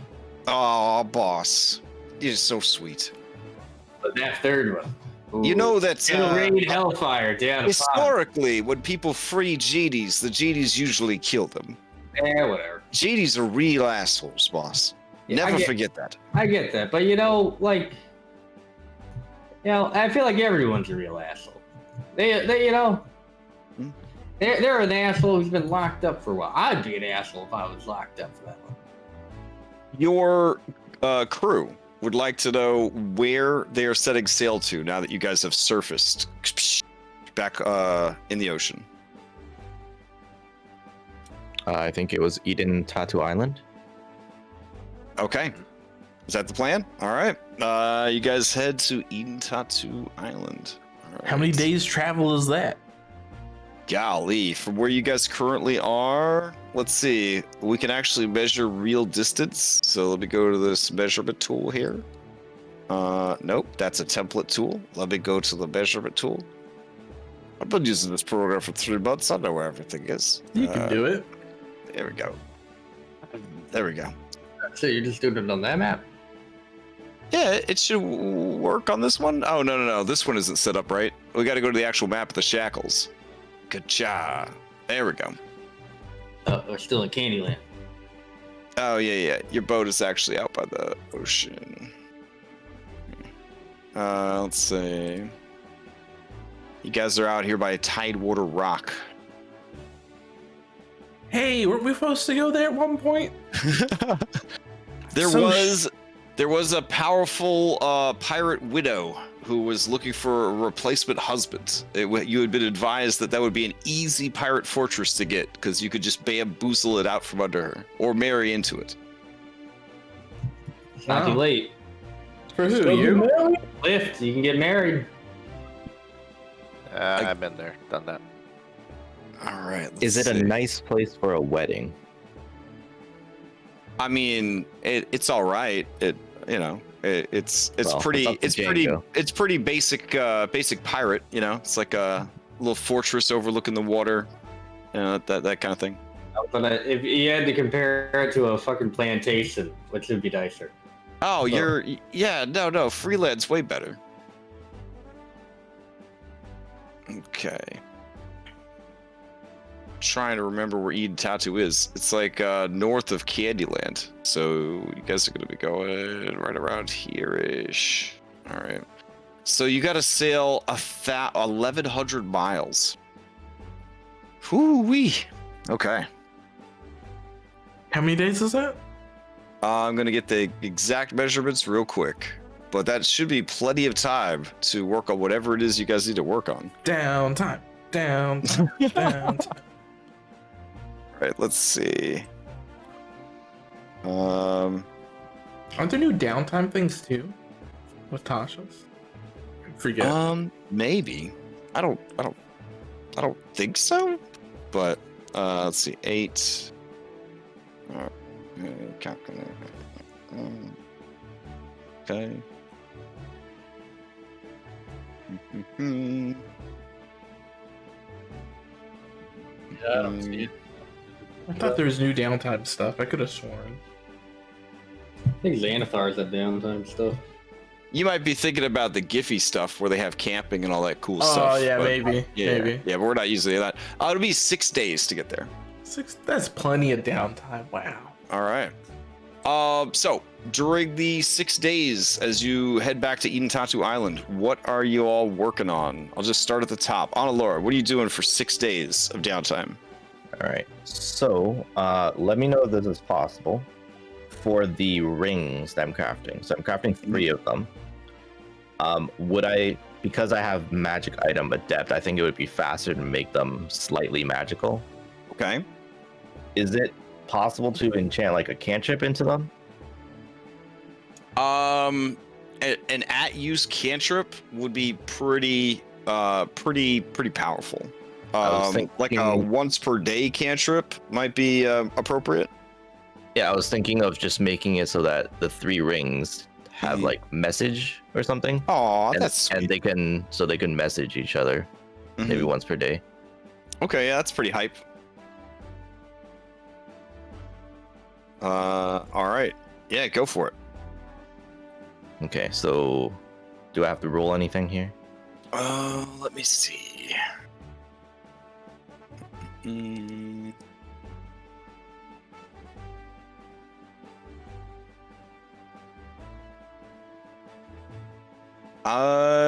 Assuming you are not under duress and you're just taking your time on it, I would say that you should be fine, considering it's a pretty basic ass item. Let's see. Okay. Overall, it's going to be 100 gold per ring after your artificer discounts. All right. For the various reagents and tools that will be necessary to craft it, plus the gem that you're already starting with. So. All right. So I'll just take that out of the ship fund, and I'll have Wu Mei, I guess, help me with it, Okay. and we'll etch like I guess their names inside the band. Oh, that's nice.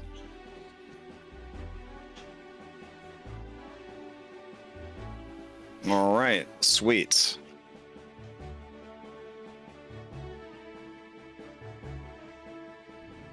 I want to try to sneak into the room after she's finished with this.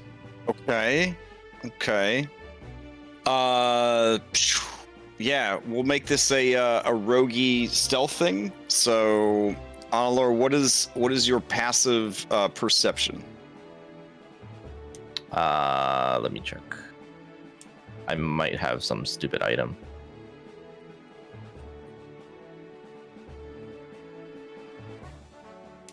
Are these glasses?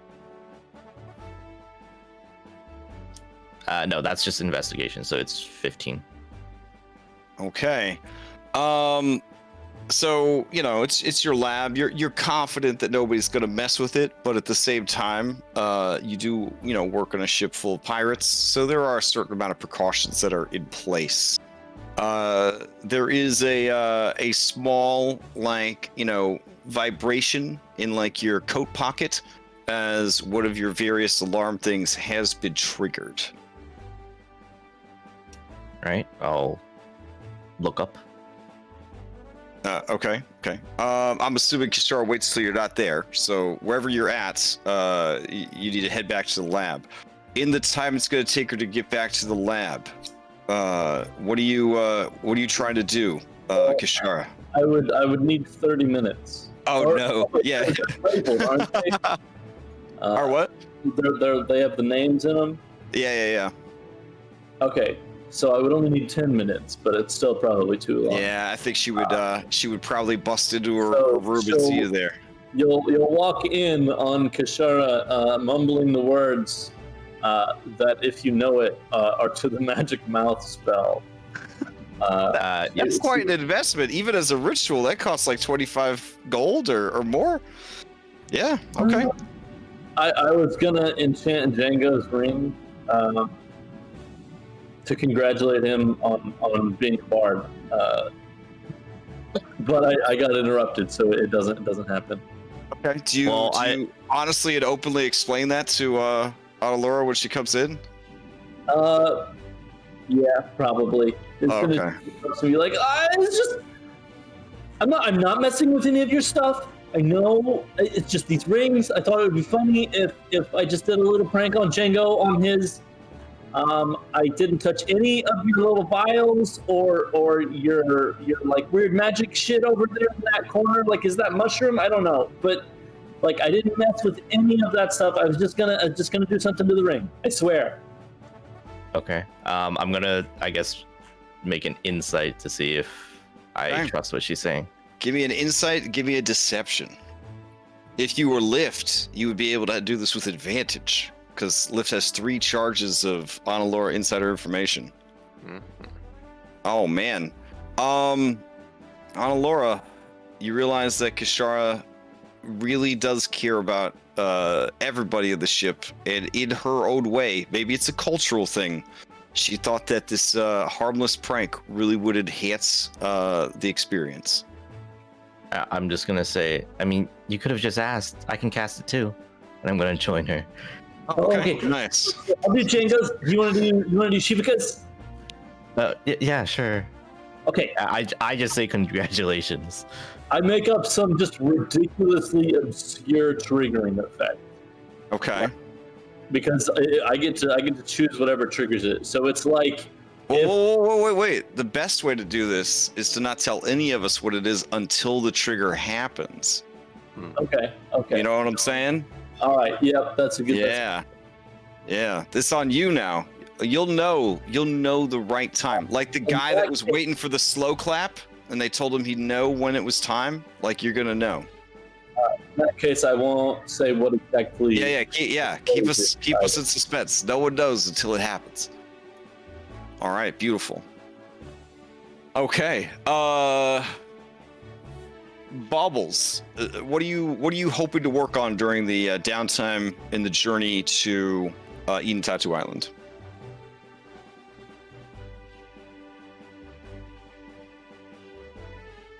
Going once, go twice. Sorry, the wireless headphones. They're in the molest. I get better at cardio though. So I wanted to help talk to our newfound Okay, so you're gonna spend time trying to recruit or improve relations with Kaki Tarun. Correct. Yeah.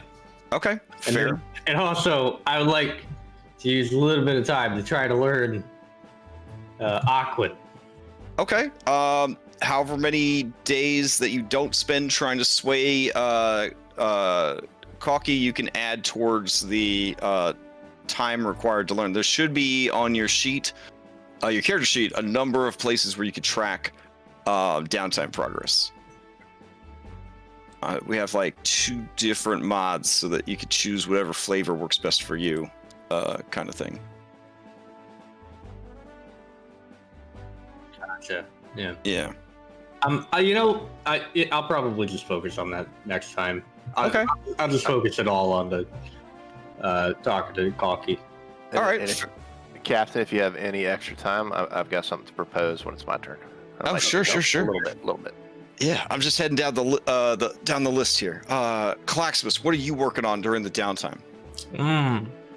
Well, Brock is back, and we got that other lady, and then we got Croup. So little get together, have some fun, show them the ship, tell them what they'll be doing on board the ship, since now they're obviously going to be joining a crew that need positions. Yeah, I mean, Brock is a quartermaster. Do you have a quartermaster opening, or? Do we have a quartermaster opening? Onward, do we have a quartermaster opening? Fuck no. Fuck, I think that was the wrong voice. Was that Thug? Is that fuck no? Is that Thug? Thug roll? I introduce Grok to Thug roll. I think they would get along great. Sure. Yeah. Grok says, well, I don't mind being assistant quartermaster if you need some assistance there, Thug roll. I don't need any fucking help, but sure, why not? Hey, full disclosure, is Thugroll good at being a quartermaster, or is he just kind of scraping by? Like, what's the status of things? I'm the best fucking quartermaster there is. Okay. I feel like it'd be really hard for him to get most things with this size. Well, right, but it's more about Grok there. With Grok there, I feel like he'd be good at that. Yeah, he might be business for however long before we scoop him up. Yeah, he's probably good at the business side of it. He's just not good at like the producing, He's probably slow at getting the material out. Yeah, it's probably. I feel like this could be the start of a marvelous partnership. Yeah. Okay. Cutthroat Grok will work under Thugroll's leadership for now. We'll see how that goes. Okay. There's plenty of open spots for the dwarf lady. I really don't know what she did on that ship except be mean. She was on artillery. Oh, that's great. She could join the Bullet Club. Okay. Yeah, and then I'll do some soul searching as I need a new god, and I'm not sure who to go with yet. Maybe one will reach out to me one day. Fair. I hear over your class to say this, and then make a phone call. Oh, to the Desert Fox? Nice. Okay. See, every time Bubbles recruits somebody, he gets shares. He gets shares in whatever afterlife is coming his way. All you gotta do is sell a couple of cactuses a month. Continue your life. So this Desert Fox is running like some kind of pyramid scheme. Oh, dang. No. Hey, Django, please take Demon Inspiration. Thank you. It's a triangle scheme. Thank you. Yes. I will say that throughout the coming nights, Claxmus, you constantly have the same dream of an unbelievably beautiful fox woman kicking all kinds of ass in the desert. Okay. Yeah. I want to find out more about this. Yeah, you feel like you're watching an anime by those people that made Kill la Kill. You know what I'm saying? Ooh, this is yeah, even better nice. for the player. That yeah, is nice. I Yeah. definitely want to find out more about this god. I Okay. guess I'll have to take a look at that card that Bubbles gave me then. Yeah, it's strange because the lady in your dreams does match the crude stick figure drawing. Now he's a bard; they're good at everything. Matches the decent fan art in Bubbles' brochure that he left for you. Well, what's the name of this fox lady god? The Desert Fox. Okay, I guess I'll do some research on the desert fox. Okay, Besmara's #1 cleric sees you with this pamphlet, and there is a fight. Between me and the Sandara, paper? yeah. Oh, No, or it's, Sandara just has her arms crossed and is just shaking her head in disappointment. I was following a death god. Now you're shaking your head in disappointment. You just thought that now that your god was out of the way, it was pretty obvious who your new god was gonna be. Claxmus just straight And up. then I catch you with this? Claxmus looks at her dead in the eye. And was like, "Seduce me with your god. Seduce me with your god, and it might change." Seduce you with my god every fucking day. And what does Captain Bubbles do? Honestly. She looks left and she looks right. Fucking nothing. Come on. Like this is a no-brainer. There's not. She's the goddess of pirates. I'm the priestess of the goddess of pirates. I'm your baby mama. I'm your #1 boo-boo. And he's just You can have multiple gods. You can have multiple gods. He's just a goof. He's just a goof. There's a knock at the door. Look how far this goof has gotten us, though. Yeah. She says, "What? Who is it?" It's me, Bubbles. Oh, Captain. Oh, it's so nice that you're here. The door opens. Hey, Clax, I wanted to know, do you want to go to Bible study? Bible study. Yeah, we're gonna learn about the desert fox and have the suplex.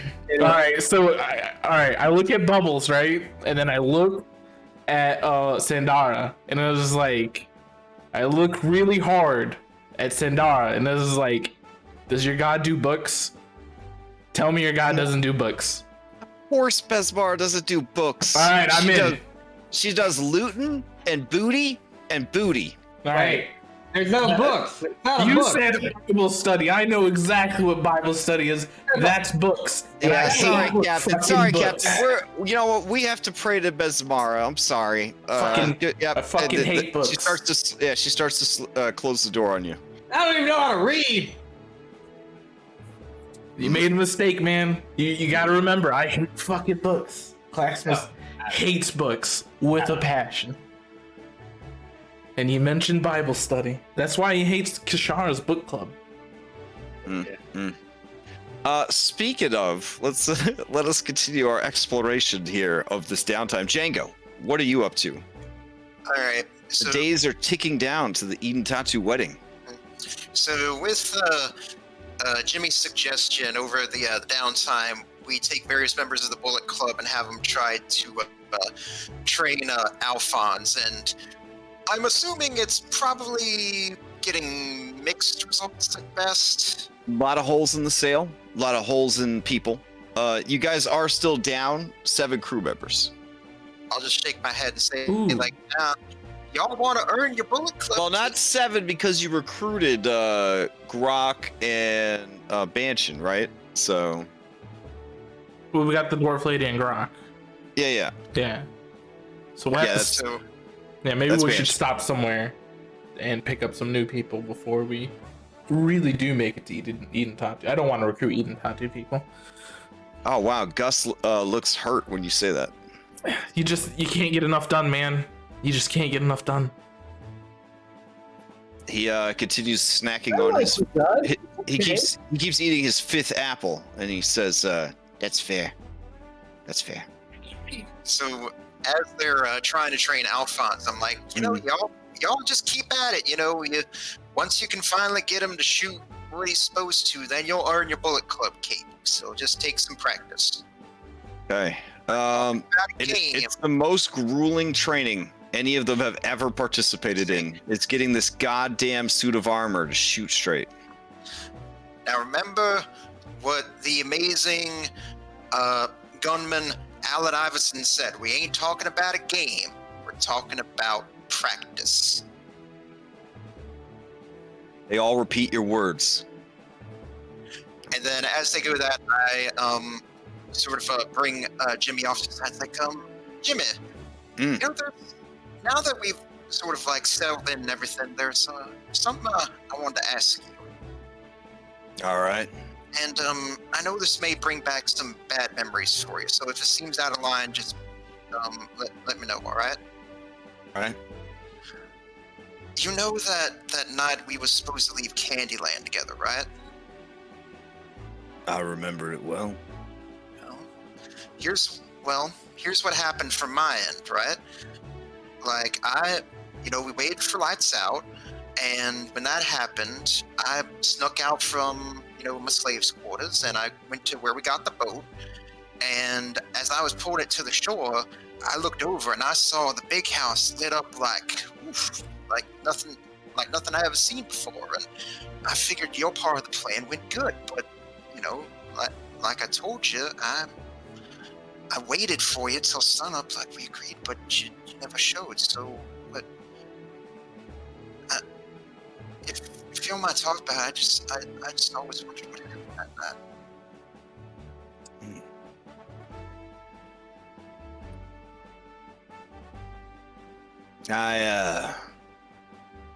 I overreached.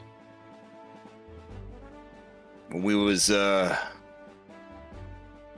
supposed to meet up. I overheard that Candy was visiting one of his favorite girls at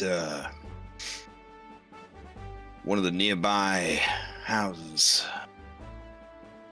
Light guard lacks routine. I thought maybe if somebody could take him out, there'd be no reason for us to have to leave. I changed the plan, and you can imagine my surprise when I got the drop on him and ran him through, only to have him just laugh at me. Skin just kind of tore away, and felt like I was looking at a evil version of myself, except wrong ways, Just nod softly at him.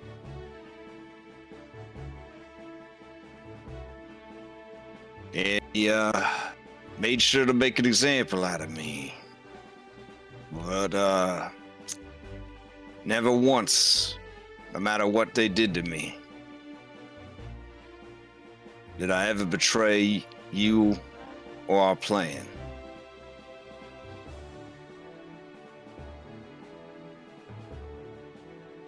I spent a long time hating your guts down in the well, but also hating myself. I should have just stuck to the plan, Django. Move a hand to gently pat him on his back and say, It's all right, Jimmy. We're here now, and that's all that really matters. I was really just asking out of personal curiosity, really just wondering what could have. And it's like I take my other hand, just sort of like gently rubbing over his chest with it. It's like, what could have possibly fallen the great, mighty Jimmy?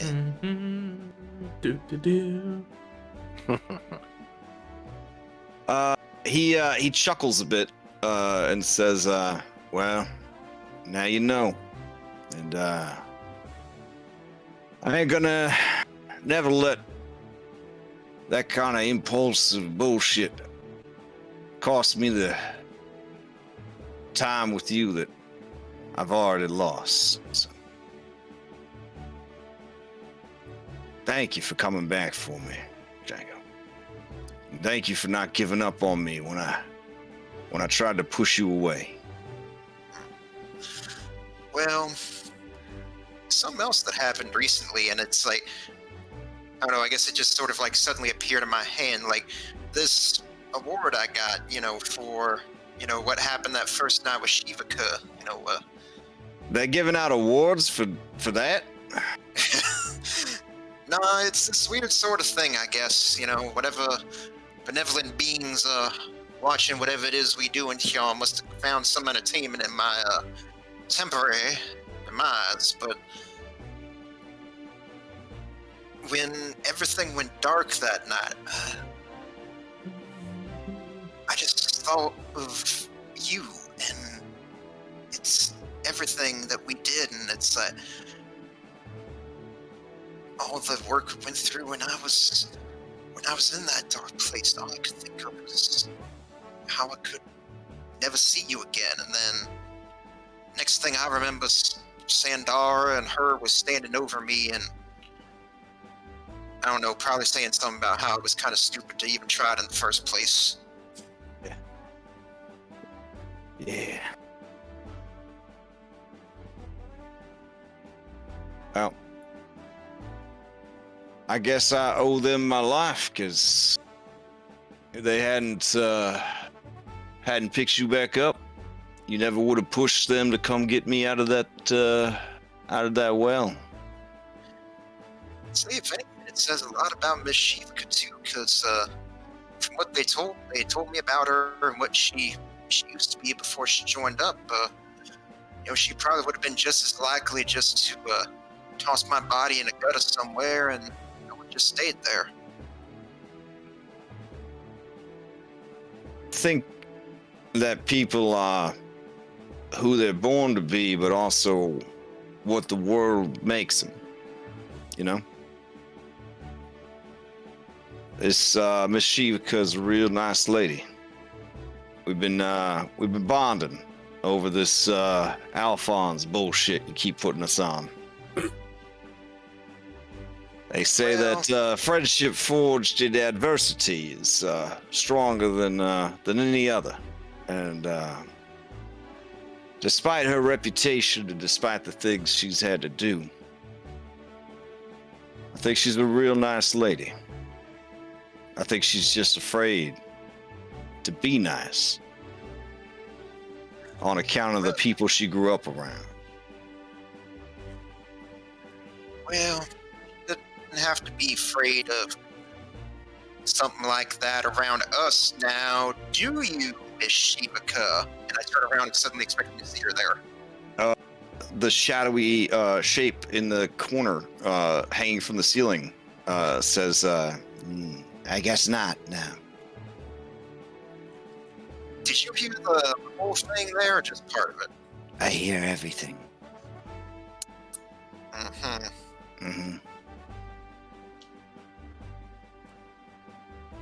Nah, Jimmy's right. I feel like I could probably tell you that. When we went up against Beardless Dungar, I had to look real hard at who I used to be. And who I get to be now. And I think about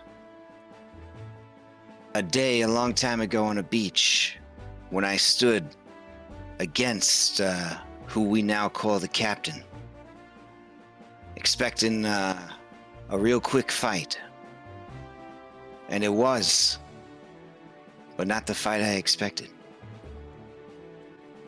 That soft-hearted monkey showed me mercy that day. And, I guess from that one act of mercy, I realized that maybe that wasn't so much of a weakness after all. I hope the award out to her and say, well, sometimes all it takes is one, sometimes foolish action to change your life for the better. Thanks. I'll take really good care of this trophy you got for dying while inside my vagina. How about we make like a shelf for it, put it up next to that, like a portrait you got hanging up of me on the wall. Yeah. Sandara says I should call it the Triple P. Platinum Poison Pussy. It seems a little much, though. No, I think she might have something there. Yeah. She's always talking about a WAP. I can't get her to explain what it is, though. All right. You nervous? Because we're going to be there soon. Nah, I ain't real nervous. You know, considering everything else we've been through, this will probably be a walk in the park. Laura's working on those rings for us, so I'm sure they'll turn out magnificently. All right. The three of you enjoy time alone as the camera kind of pad cuts to another part of the ship. Kishara, is there anything besides enhancing wedding rings that you get up to in preparation for what is to come, or just general downtime? So I'm the newly appointed morale officer of the ship. So I would just like to get to know all of the new crew members who have zero personality or names. So you can go ahead and just list those off for me, Crash. No, you don't have to do that, but I do want to do that. I think most of them died. Yeah, 7 of them, but we recruited more than that, right? But either way, I want to spend it sort of enhancing crew morale and such. Okay. Of the remaining basic bitches that you hired, you introduce yourself to Pratt Spooner and Crook Smythe. I don't know why Jimmy's telling you that. That's the one thing about Foundry that drives me crazy is whoever you're. Yeah. And Allie Lazarus and Sabina Nightmare Kirby. Sabina, I think you and I are going to be friends. Okay. Sabina. Allie actually has one leg. Sabina's actually a Loxodon, as she loves eating. Yeah, Loxodon? Loxodon? Fucking Yeah. A. I wonder, do you have the potential to be upgraded into our ship wizard? Sabina Nightmare Kirby. Between nonstop snacking, she says, I can be wizard. It's easy, yes? You just cast spell? I mean, basically, you just sort of read it off a page and then it happens. It's not as hard as they make it out. Yeah, she just keeps snacking. This is easy enough. You give me spell book, I be wizard. I throw down like the 3 or 4 spell books that we've acquired in front of her. Fine. Sabina Nightmare Kirby will begin studying to be a wizard. All right. Does Allie One-Legged Lazarus actually only have one leg? Yes, she actually only has one leg. Okay. The other is a fashionable peg leg. I didn't know if it was that or if she just had like a big dick or something.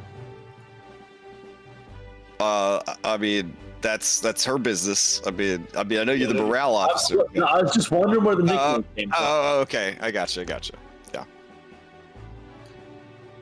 All right, so I know that you're all new to our crew, and I know that it'd be a lot of funnier if Allie One-Legged Lazarus was a Yuan-Ti with a snake lower half, and actually had.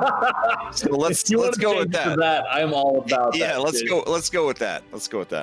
Fuck yes. Okay. So, all right, Pratt, Crook, Allie, Sabina. So I know that you're all new to the crew, and I know that 7 of your new friends also just died. Pratt Spooner is actually just Chris Pratt. Excellent. All right. Andy, stop it. But just look around at the crew. We have former Frog Lady assassins. We have a catman that used to live inside of a giant mouth. We've got another catman that used to be a slave to were-rats.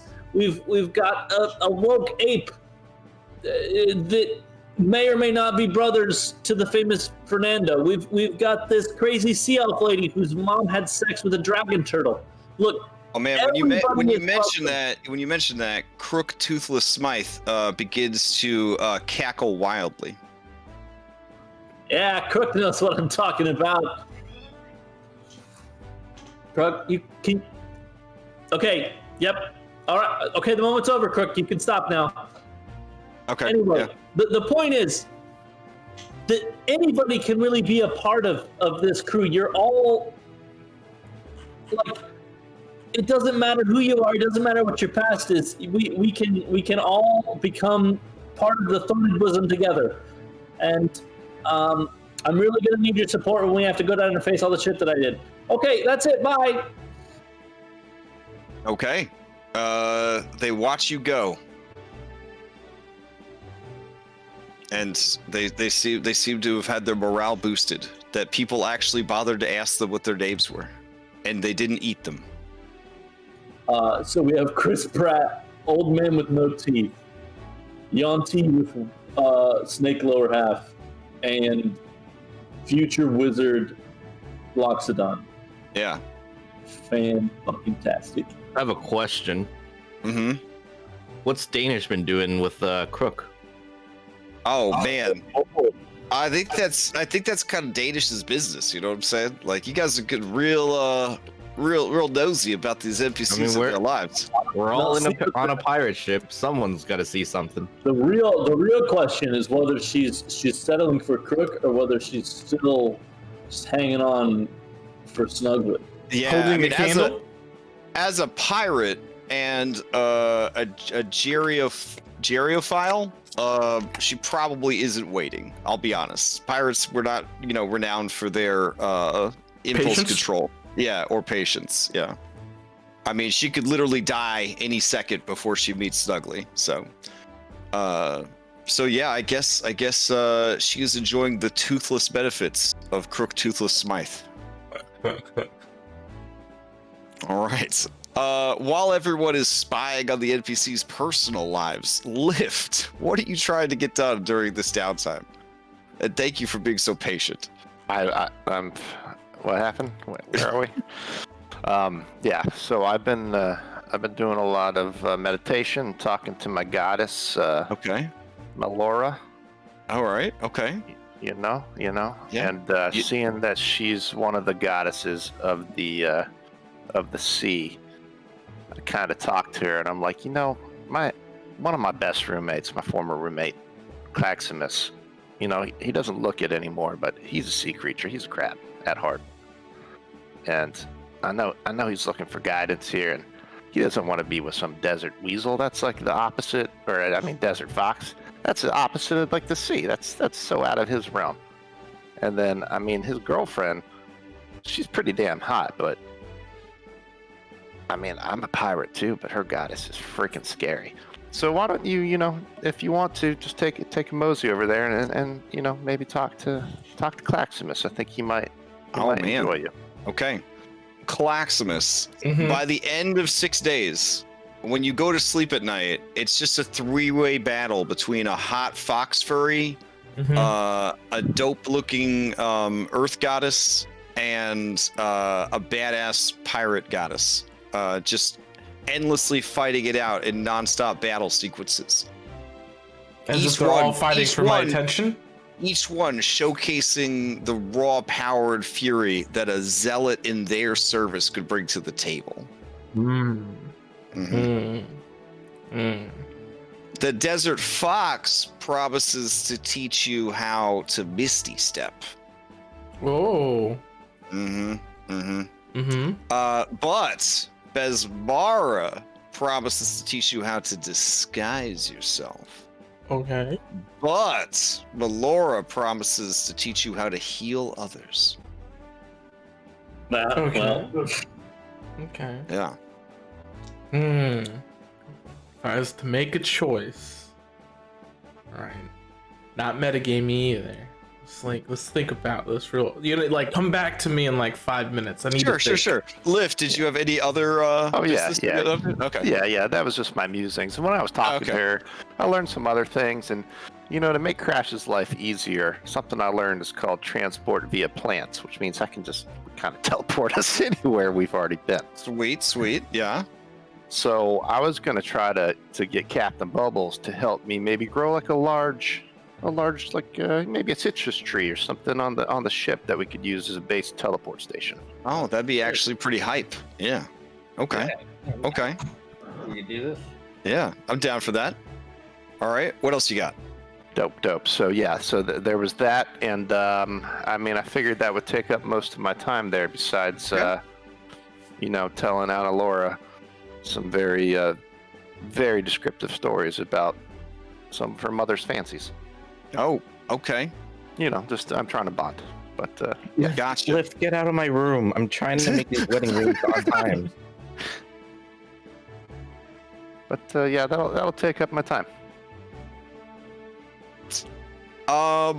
Mechanically, Baubles, give me 3 persuasion or deception rolls for your work on Kalki Tarun.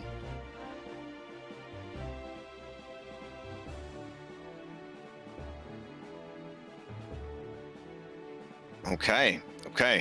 By the end of the 6 days, you get a sense that the only person on the ship she intends to kill is Claxmus.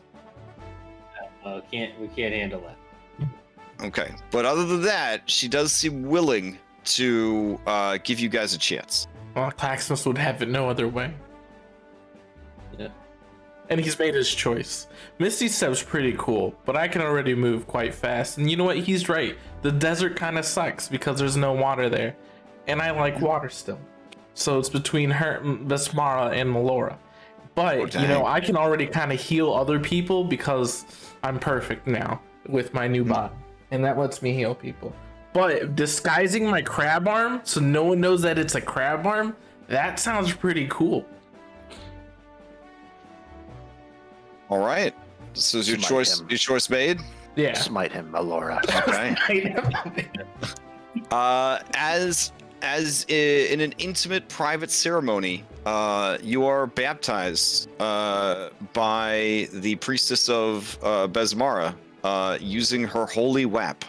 Nice. You can now, as a champion of Besmara, cast Disguise Self once per day as a spell-like ability. Fancy. All right. Just to fuck with them, can I make a fake Besmara Bible book and leave it out front? Yeah, sure, absolutely. When you find it and confront Sandara about it, she is embarrassed and shocked. She says, "I've never seen this before in my life." I don't even know if it is a fake one. It's probably a real one. I've been tricked and lied to, but I've chosen my god. Eventually, you guys do reach Edentatu Island. All right. Is the intention to just sail your boat like right up the river to their village? Yeah. Okay. Hey, Clax. What's I up? heard you picked Besmara. Did you do the daily paperwork for it? There's no paperwork for it, but I did get that. I did get that wop, Captain. I did get that wop. Oh no, I heard there's paperwork. There's no paperwork. No Homework. There's no homework. There's no homework. No paperwork. Hey, Dario, isn't there paperwork for Besmara? Oh yeah, boss. So much paperwork. It's said that when they die, they go to the celestial bureaucracy and they have to work doing taxes. Is that true, Centaur? I gotta do taxes. That's not fucking true. Hey, Darius is the smartest man on the boat. That doesn't matter. It's not true. All right, sir. Are you the smartest skull on the boat? Oh, boss, of course I am. I mean, I guess if Annalora died and became a skull creature, then she would probably be smarter than me, but but not by much. Not by much. Oh, Right. By the end of the 6 days, would I have had time to look at the tattoos on Dungar's body? Yes. These tattoos, you would need to craft a special needle to take the ink back out. But the one tattoo is a absorbing tattoo of necrotic energy. Basically, it does require attunement, and it does take up either both your arms, your chest, or your back. If you take necrotic damage, you can activate, you can use a reaction to, instead of taking damage, be healed by the necrotic damage. But it can only be used once per day. So that's the one tattoo. And then the other one, let me double check my DG. Going way back for this.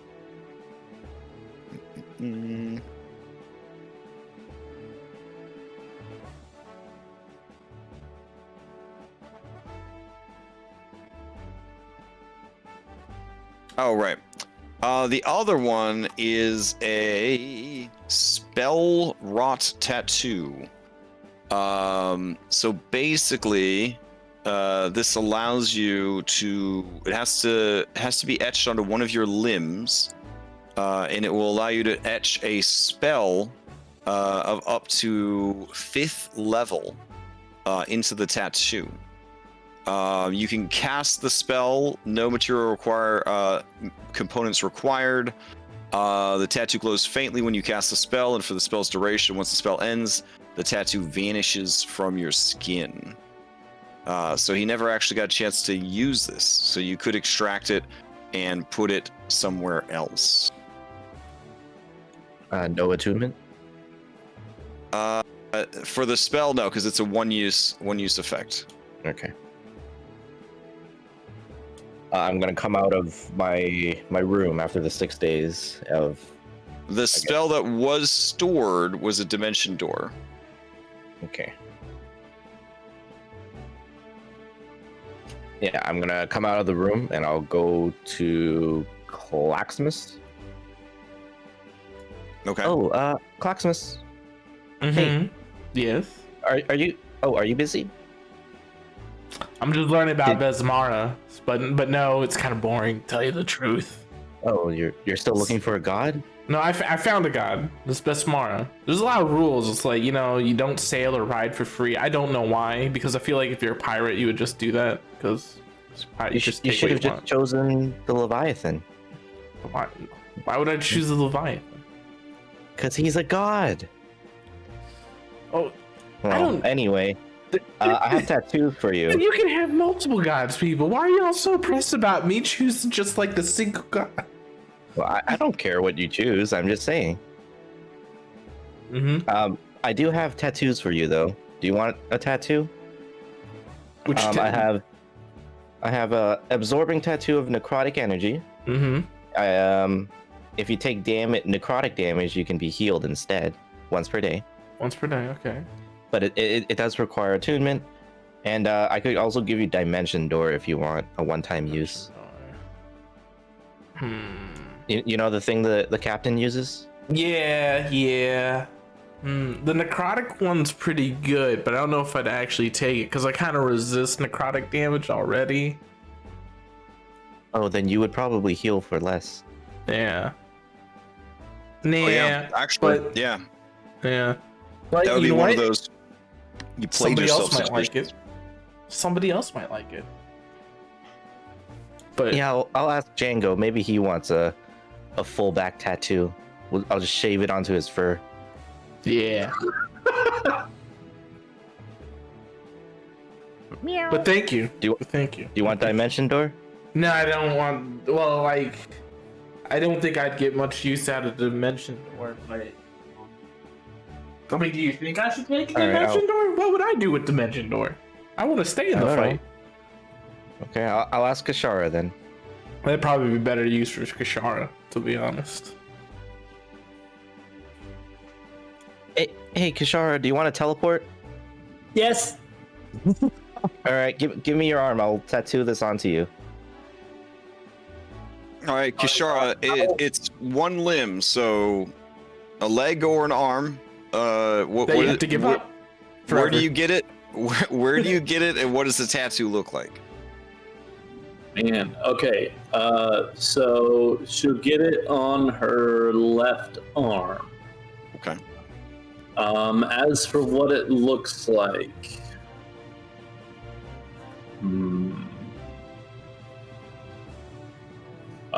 give me a second to look up some Underdark creatures. Okay. And then I'll just tell the crew about the other tattoo if anyone wants it. So this is a like once per day dimension door. No, it's one-time use. It doesn't take an attunement slot. You basically just have a dimension door on tap. Nice. Yep.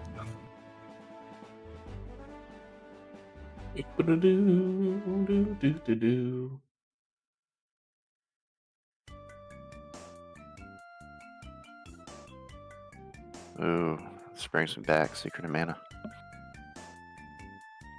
All right. The Edentatu are so overjoyed to have you back in their settlement. Come here. Oh, who do we slot on our B team?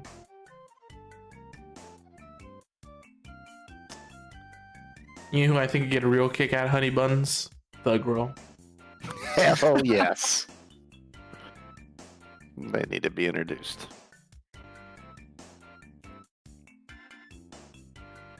Maybe I choose Sandara for my B team slot.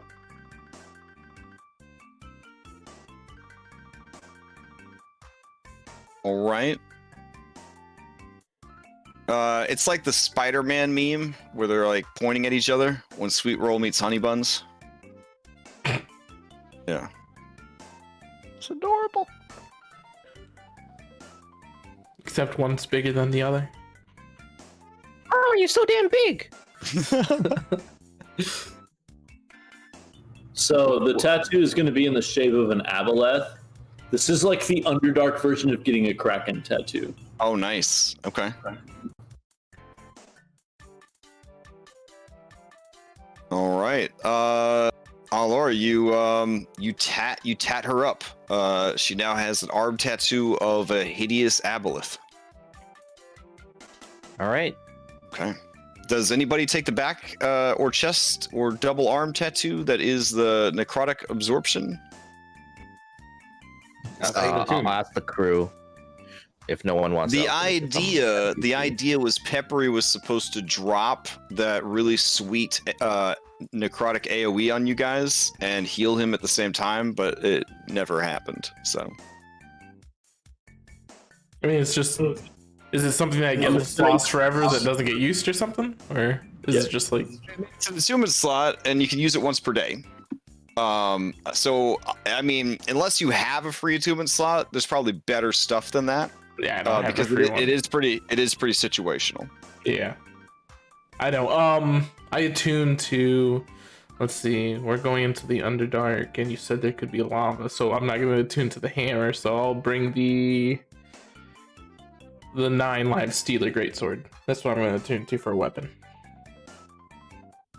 Okay, if no one's taking the tattoo, I'll go over to the captain and say, Captain? Yep. How's it going with Kalki? See, it's okay with everybody but Claxmus. Do you think I should? Do you think I should give her Dungar's tattoo? Oh, I mean, if she wants it. All right, I'll go into. I mean, wait. That might be a little fucked up because that was kind of like her dad husband. So like, maybe we did murder him. Oh, maybe she wants to remember him. She wants to remember the fact that we murdered him.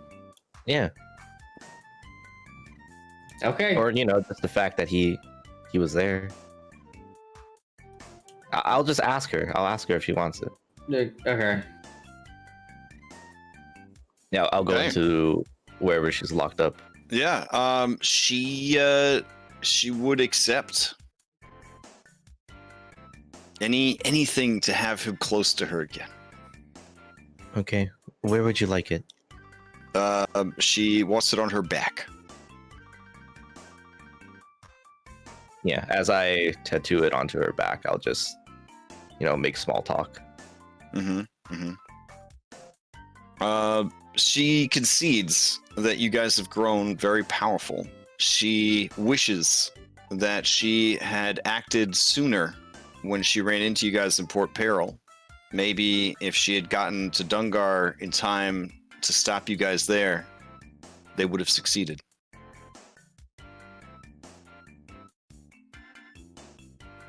But she underestimated you and didn't want to distract him from what he was doing. So she never actually mentioned that she ran into you guys. Now she's been playing that moment over and over and over again, wondering if that could have changed everything. Yeah, I'm not really gonna say anything. Just yeah, it's like a hard thing to jump in on. Like, oh yeah. If only we killed you earlier. Okay. Here's the tattoo, ma'am. All right. Django, where are we setting this bad boy up? All right, I imagine I'm probably here on the altar here, probably with Sandar, Jimmy, and Shivikah, trying to get everything, work out how we're going to do everything. Right.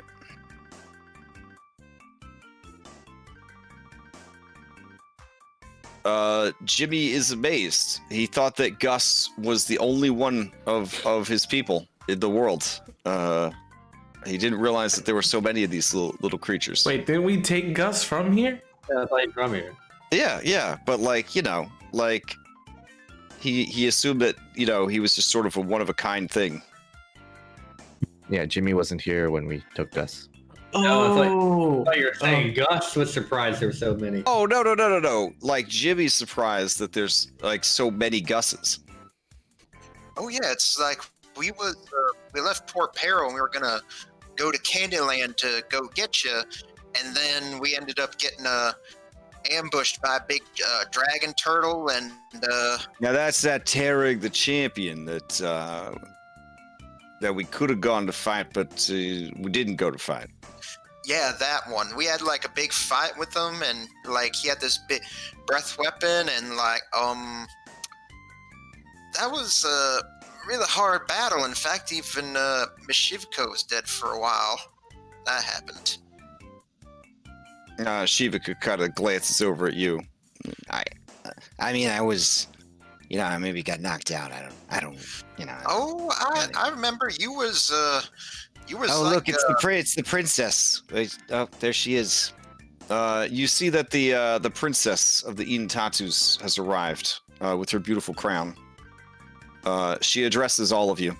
It is with great pleasure and honor that I welcome you back, hero of destiny.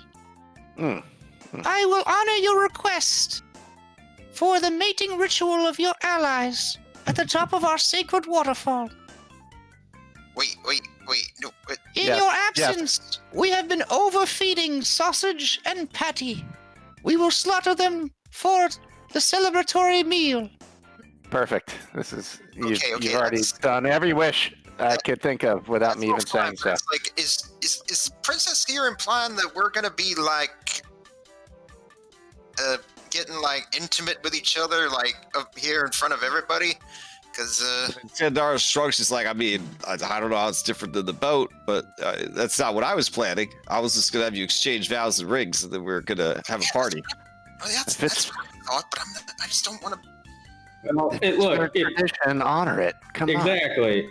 Now, real quick, let's go get one of those recording scrolls from the boat. Gus sets up his easel and canvas, and he's gonna try to capture the event. Everybody in I swear. positions. We gotta get in positions for a seat. swear, it's everyone else's job on this crew to just make me die of fucking embarrassment. Is It's it not embarrassment if we're all in on it? Okay, everybody get into positions. Don't offend the princess. Don't say Wait. that too loud. Alright. Let's see. Alright. I wanna sit. Which side is whose? Yeah, which side's whose? I'm on Shivikah's side because I knew her first. I'm on Shivikah's side too. Yeah. Is that left or right? Maybe it's one of those modern blended weddings. Sure. Alright, I'll have my girl here.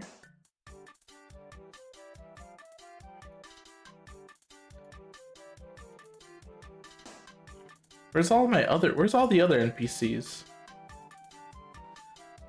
I mean, do you want me to drag them all out? We could drag them all out. I don't. Man, I mean, Pigo's right here. That's all we really need. Yeah, I mean, you got Pigo. There we go.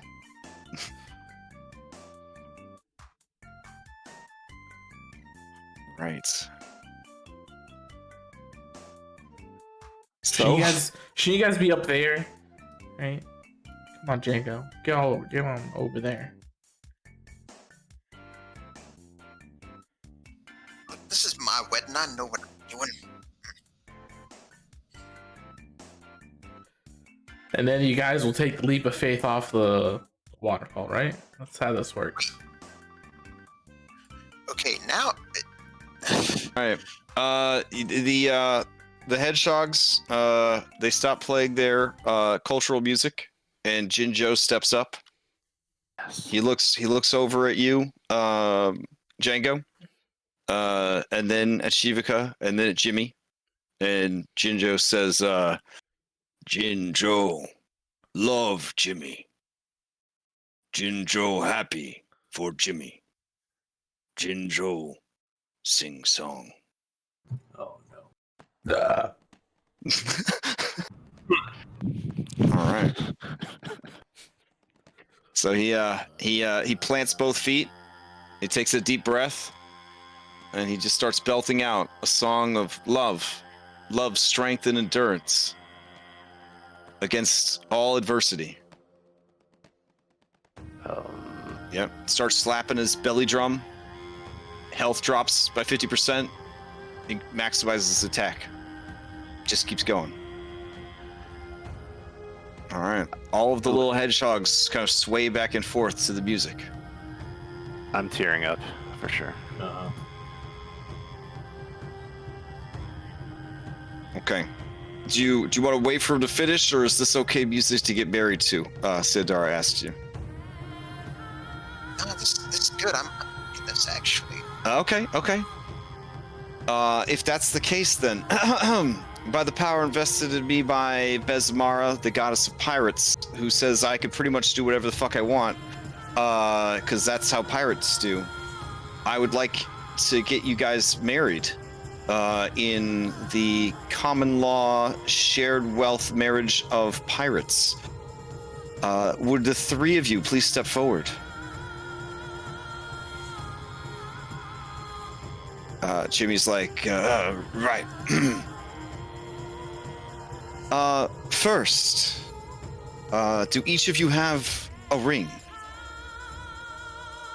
I'm gonna hand Shivikah the rings. Wow. Looking around, Lift, you're trying to figure out where the beautiful female vocals are coming from, and you see Pigo on Jinjo's shoulder, and she's belting out that fucking sick female lyrics to back up his music. I was so wondering that. Good job, Pigo. Pigo! And you ruined it. Okay, now as we discussed, each of you passes a ring to the other in like a triangle sort of thing. And as you do, you exchange vows. Whatever you want to say, because there's no rules when it comes to pirates. So whatever feels right. Also, since everyone here is probably an orphan, because that's how we do, Captain Bubbles Jr., you will be giving away each of the participants. So please say something nice and encouraging about each of them. All right. So I guess we'll start with Shivikah. Shivikah, you're the baddest frog I've ever met in my whole life, and you're the most toxic frog I've also ever met in my whole life. And that's saying something because I met a lot of Krokans. You know. All right, Jimmy, the most attractive tiger man I've ever seen, like ever. I think we all can agree with that. I think everyone... there's a murmur through the crowd. Yeah. Yeah. You see that some of the hedgehogs have made posters and signs that say "I love Jimmy," and they're holding them above their heads. Yeah. Yep. And Django, you're a trusted friend, and I trust that not only will you take care of these two, but you'll also get through that midlife crisis of thinking that you're actually a rogue, and just accept the fact that you're a fighter. It's okay. It's okay to be a fighter. Yeah. You kids get married. Keep them going. Sandara smiles at the captain with like a pain smile. And then she turns to you guys and says, okay, Kishara, did you have anything that you wanted to add? Kara, who is sitting atop Budafop, her miniature, whatever he is, giraffe mount, just looks over and says, "Look, I make fun of you a lot, but like, this is pretty great, guys. And I just hope that Shivikah doesn't kill Jimmy too." There's a murmur. That's fair. It's fair to the crowd. Yeah. Lift, the hero of Destiny. Do you have any words to impart to those who should soon be bound by Besmara's love?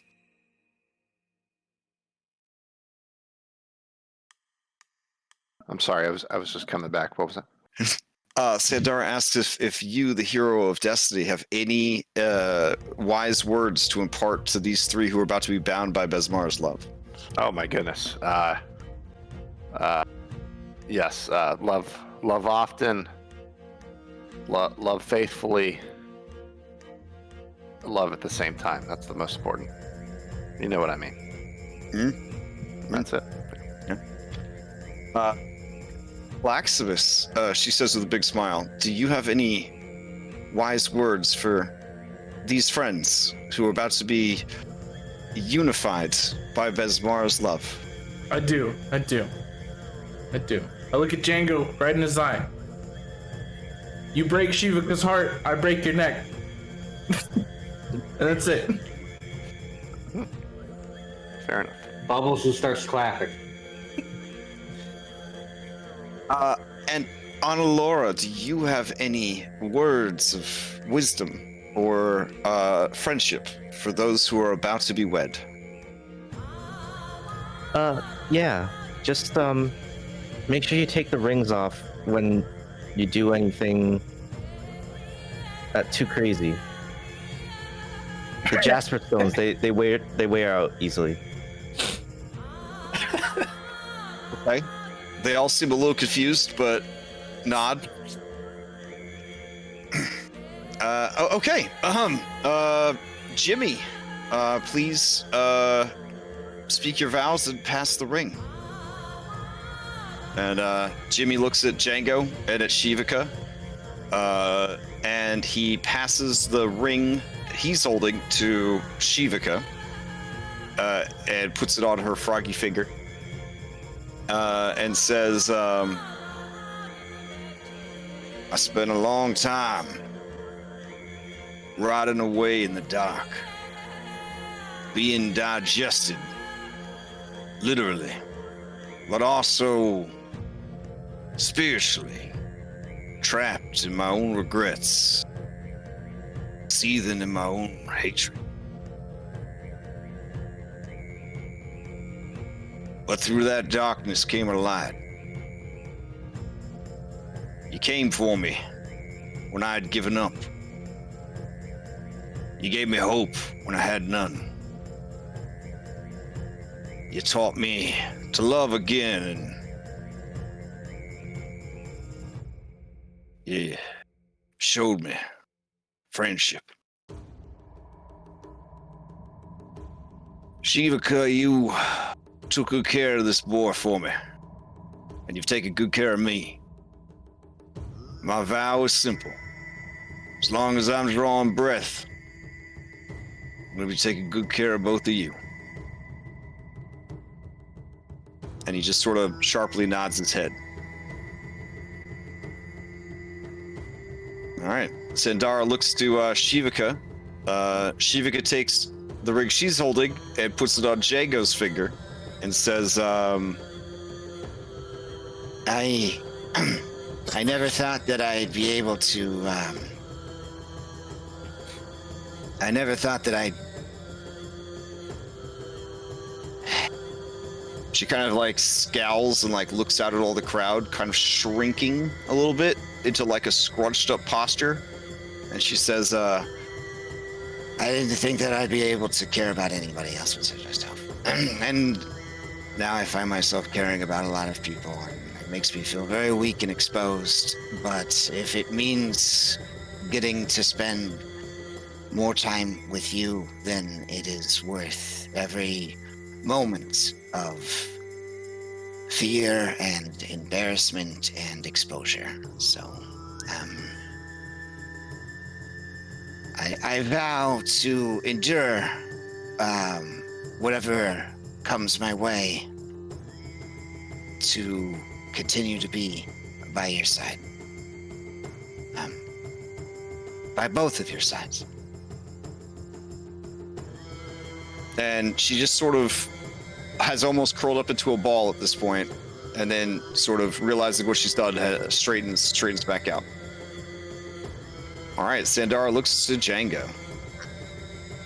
Just give a soft nod to Shivikah, and I'll turn to Jimmy, take the ring, slide it onto his finger. Then as I do, I'll wrap an arm around Jimmy and then wrap an arm around Shivikah. Look out to everyone and say, I've been through so much, and I've died twice, and so I've been through all of it with such amazing friends, and I'd argue the most amazing are these two right beside me, these two who I love more than the heaven, anything that the heavens or the hells might throw at me. I vow that no matter what will happen to me, I will always love and care for both of you, no matter what.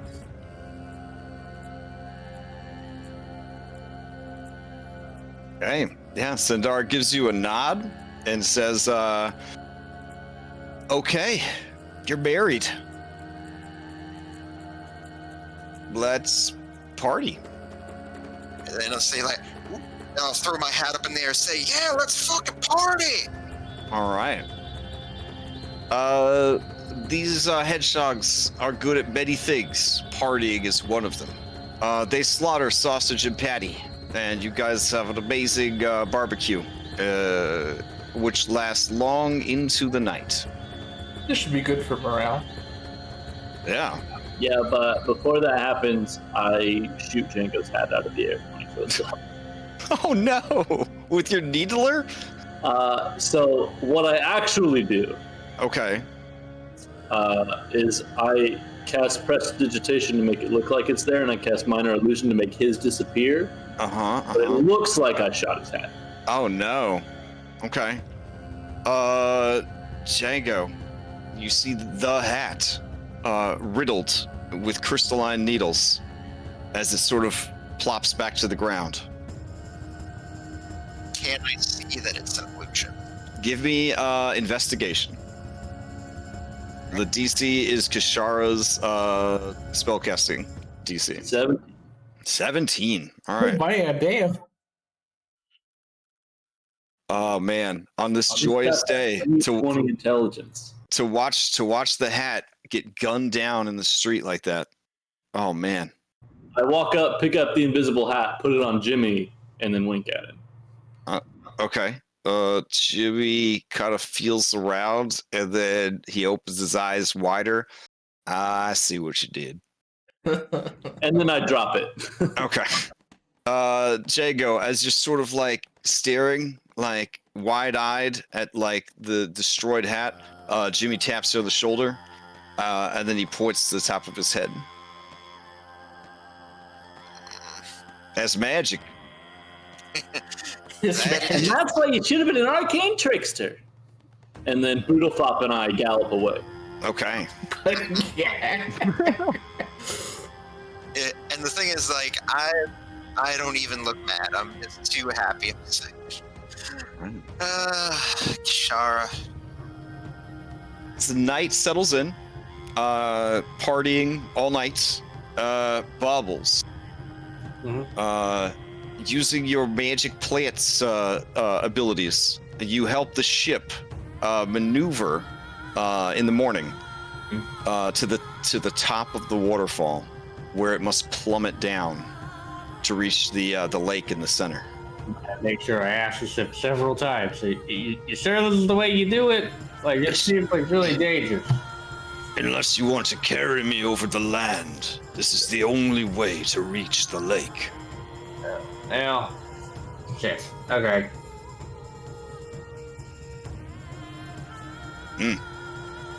All right. Do you guys take the plunge? Yeah, why not? All right. Shush. All right. So, you head over these falls right here, and as soon as you're in the lake, you start to get caught up by the whirlpool. It goes against everything that you believe and know to let the ship get sucked up by this whirlpool. Down is up. All right. Down is up. As it plummets down into the whirlpool, you are suddenly immersed in a atmosphere of just pure steam. It burns. It scalds. Most of your basic bench NPCs drop to 0 health. But you guys do make it to the other side, wherein the heat becomes so horrific that any of your basic bench NPCs that hadn't dropped to 0 from the steam immediately drop to 0 from the oppressive heat.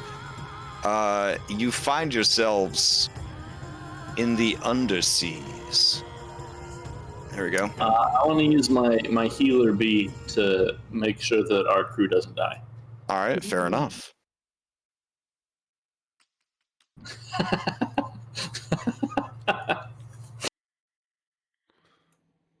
All That's right. what my gun looks like. That's hilarious. So this will be your new dashboard for this arc. because this is the world that you must navigate. So I will make this map available to everybody, and then turn off your normal dashboard for now. All right. So, oof. And that actually puts us at time with you guys arriving down here on the 13th of December in the underseas. Fucking lava waterfall. Check Wow, that. just in time for winter. This is probably the coldest time of year around here. Yeah. Is Snuggly actually Santa Claus? I mean, all this will be explored. All this will be explored. Kishara, you've been away for a long time. Your best bet would be to hit up whatever remaining trusted contacts you may have retained and get a assessment of what is going on in the region. Else, you could just blindly explore and hope for the best. Do I know whereabouts in this area that specific contact we talked about would be? Yeah, actually, right around here. Okay. Which I could circle it for next week, I guess. There we go. So you'll be fine. Perfect. Oh, you can't see anything on this map? Oh, damn. I can't see. What? I don't know if I'm stuck or. We got a lift. Miniature out here. Yeah, I tried to drag one out. I don't know if that worked or. Yeah, you're hovering right around Sandar's boob. Can you see now? Oh, you pulled yourself out into the margins. Here we go. Let me get rid of these other lifts. What about this lift? Can you see out of this one? I don't know. I can't tell. Everything's black. All right, try refreshing your screen. So it's dark and it's cold. So, Anna-Laura, in the inventory list, the two spell books that we had, the Sea Ghosts and the Spirits, those are with our Loxodon friend now. I don't think they're in the captain's hold. Yeah, you could just remove them then. Oh, I didn't know if I had it. No, I only have comment. Are we not using the spreadsheet anymore? Oh, it's in the Foundry. Well, Yeah, shit, the all right. inventory is in the Foundry now. Yeah. The books are removed, so that's fine. All right, can you see now, lift or no? I'm restarting. My Foundry was taking a poop. We have it in Foundry now? Where would I find it? Yeah, we've had both our inventories in Foundry for a while. Don't act like I knew this. Yeah, Under equipment resources, the party bag of holding and the thorned bosom captain's hold. I found that out earlier. Thank you. I don't But know. where which is in the character actors directory or? On the actors, there'll be players folder, and inside players folder will say equipment resources. Okay. And then in the party bag of holding or the thorned bosom captain's hold. you could probably delete Candy's vault since it's empty. Oh yeah, you cleared it out. Yeah, there you go. Oh, can we just rename it to like Freeman Islands Vault? Well, there's nothing in it. We could put shit in it. Sort of. I hope there wasn't because I just deleted it. So. Okay, I can see. Thank you. All right, cool. Like So- that way. Huh? I was gonna say that way. Like we have the stuff that's in our bag of holding. We have the stuff that's on our ship, and then we have the stuff that's on our fort. Like, you know what I mean?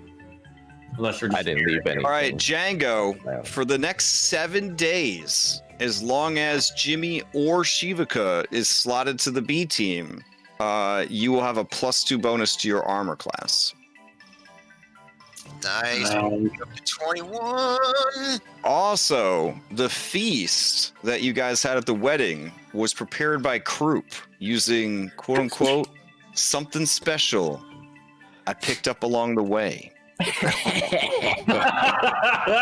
Having consumed the Leviathan soup, you have all gained the boon of the Leviathan, Once per day, you may embiggen yourselves by casting Enlarge. No concentration required. That's awesome. For the next, how long? For the rest of your lives. Oh fuck! I know how I'm gonna use this. Good job, Croup.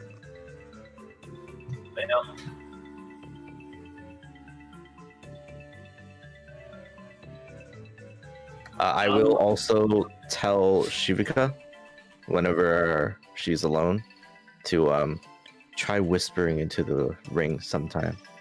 You're really scared, Django. Okay. She's down for it. She likes scaring Django. If you guys wait between now and next week, I'll actually just make you a Foundry ability for the Boon of Leviathan. Yeah, and then you guys could just use it from there. I'm gonna drop off the bolt shard crossbow and the quicksilver whip into the party bag of holding, and I'm gonna grab the fire cloak. Okay. Yeah, just drag them in and delete them. You should be able to do that. So this is kind of a bullshit question, Mm-hmm. but I'm imagining that this enlarge does not stack. So I have enlarged for plants, and I was like, well, If they have the same name, they don't stack. yeah. Yeah, so that's a 5e thing. So if something has the same name, it won't stack. If the names are different, then they can. That's how you get the badass Giga Bowser build. Is you make a Rune Knight sorcerer, and they have an embiggen ability that's not called Enlarge. And then as a sorcerer, they learn how to cast Enlarge. So you enlarge yourself, and then you enlarge yourself again. And it's amazing. But, or I guess you just have someone else in the party enlarge you the second time. But yeah. All right. Sweet. Any questions before we adjourn? No? No. I just want to say real quick that's like, back when I used to run games in college with 3.5, it was a bit of a weird tradition when I was DMing that like all of my campaigns would end in a wedding. So it's nice to be on the other end this time. This isn't like a setup for you to give me your 2 weeks notice or whatever, is it? Yeah, are we done? Yeah. All right, yep, surprise in the campaign. All right, guys, good job. Campaign's over. No! All my prep for nothing! Saves Kasara a lot of heartache. Oh yeah, I want to show you this before we leave though. It's your boat, like, traveling on fucking lava. Hold on. That's sweet. Let's see. For whatever reason, Parallax is like constantly moving the ocean around, which is a little bit of a pain in the ass, but there we go. I do not own any token with vision in this scene. Right. I'm getting that too. Hey, Django, by the way, I'm not going to lie, dude. When you started asking for presents for your own wedding, I haven't laughed that hard in the longest. I was crying. It worked in character because, once again, 8 wisdom, so it's just... Hey, guys, do you guys see now, or? Giving me? Oh, that's awesome. Oh, that's sick. That's sick looking. Ooh, that does look cool. It's fancy. Yeah, man, Foundry does everything. It's crazy. That is cool. All right. Yeah, so we'll pick this up next week, exploring the Underdark Pirate Edition. All right. Last thing, on the Underseas map, can you ping where my hometown is? Oof. I mean, that's only going to lead to heartache, because, I mean, but yeah, I could show you.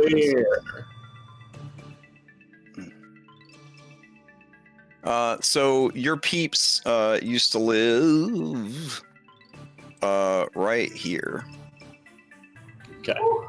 Yep. That spoopy ass vortex that we landed in. Does that mean we're going? Is there a vortex in the ceiling? Is that how we get back out? I mean, what's to say that you aren't in the ceiling right now? It is the Underdark. Maybe everything's upside down. Shit. And Every campaign, and I should have been speaking in an Australian accent this whole time. Down is up. Yeah, That's Fun fact: I've actually been to Australia. And you lived? Did you fight a kangaroo? I did live. Did you flush the toilet and record it? Kangaroo. However, I did meet a wallaby at the zoo. They just sort of like run around their zoos like peacocks run around ours. Here's a question. Koalas. Did you see them before they became extinct? I held one. Are they extinct? Well, their environment is completely destroyed. Yeah. So there's probably none left in nature. Damn. After the damn 2020 wildfires. I would say that's what stoners deserve, but 2020 has turned me into a stoner, so I would never say that. So. But yeah, I actually held a koala. So. Aw. They're real dumb. I mean, they literally are high all the time, so that makes sense. So That's awesome.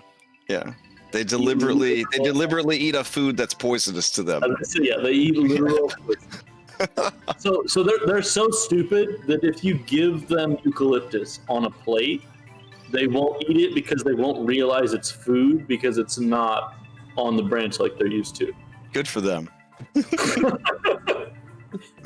I have a pug that does the same thing. Like, Also, I want to point out that there's a big lack of Underdark maps period, let alone Underdark maps with a lava ocean. So I had to make this one myself. So I was very great. I was very happy with. Very happy. Fantastic.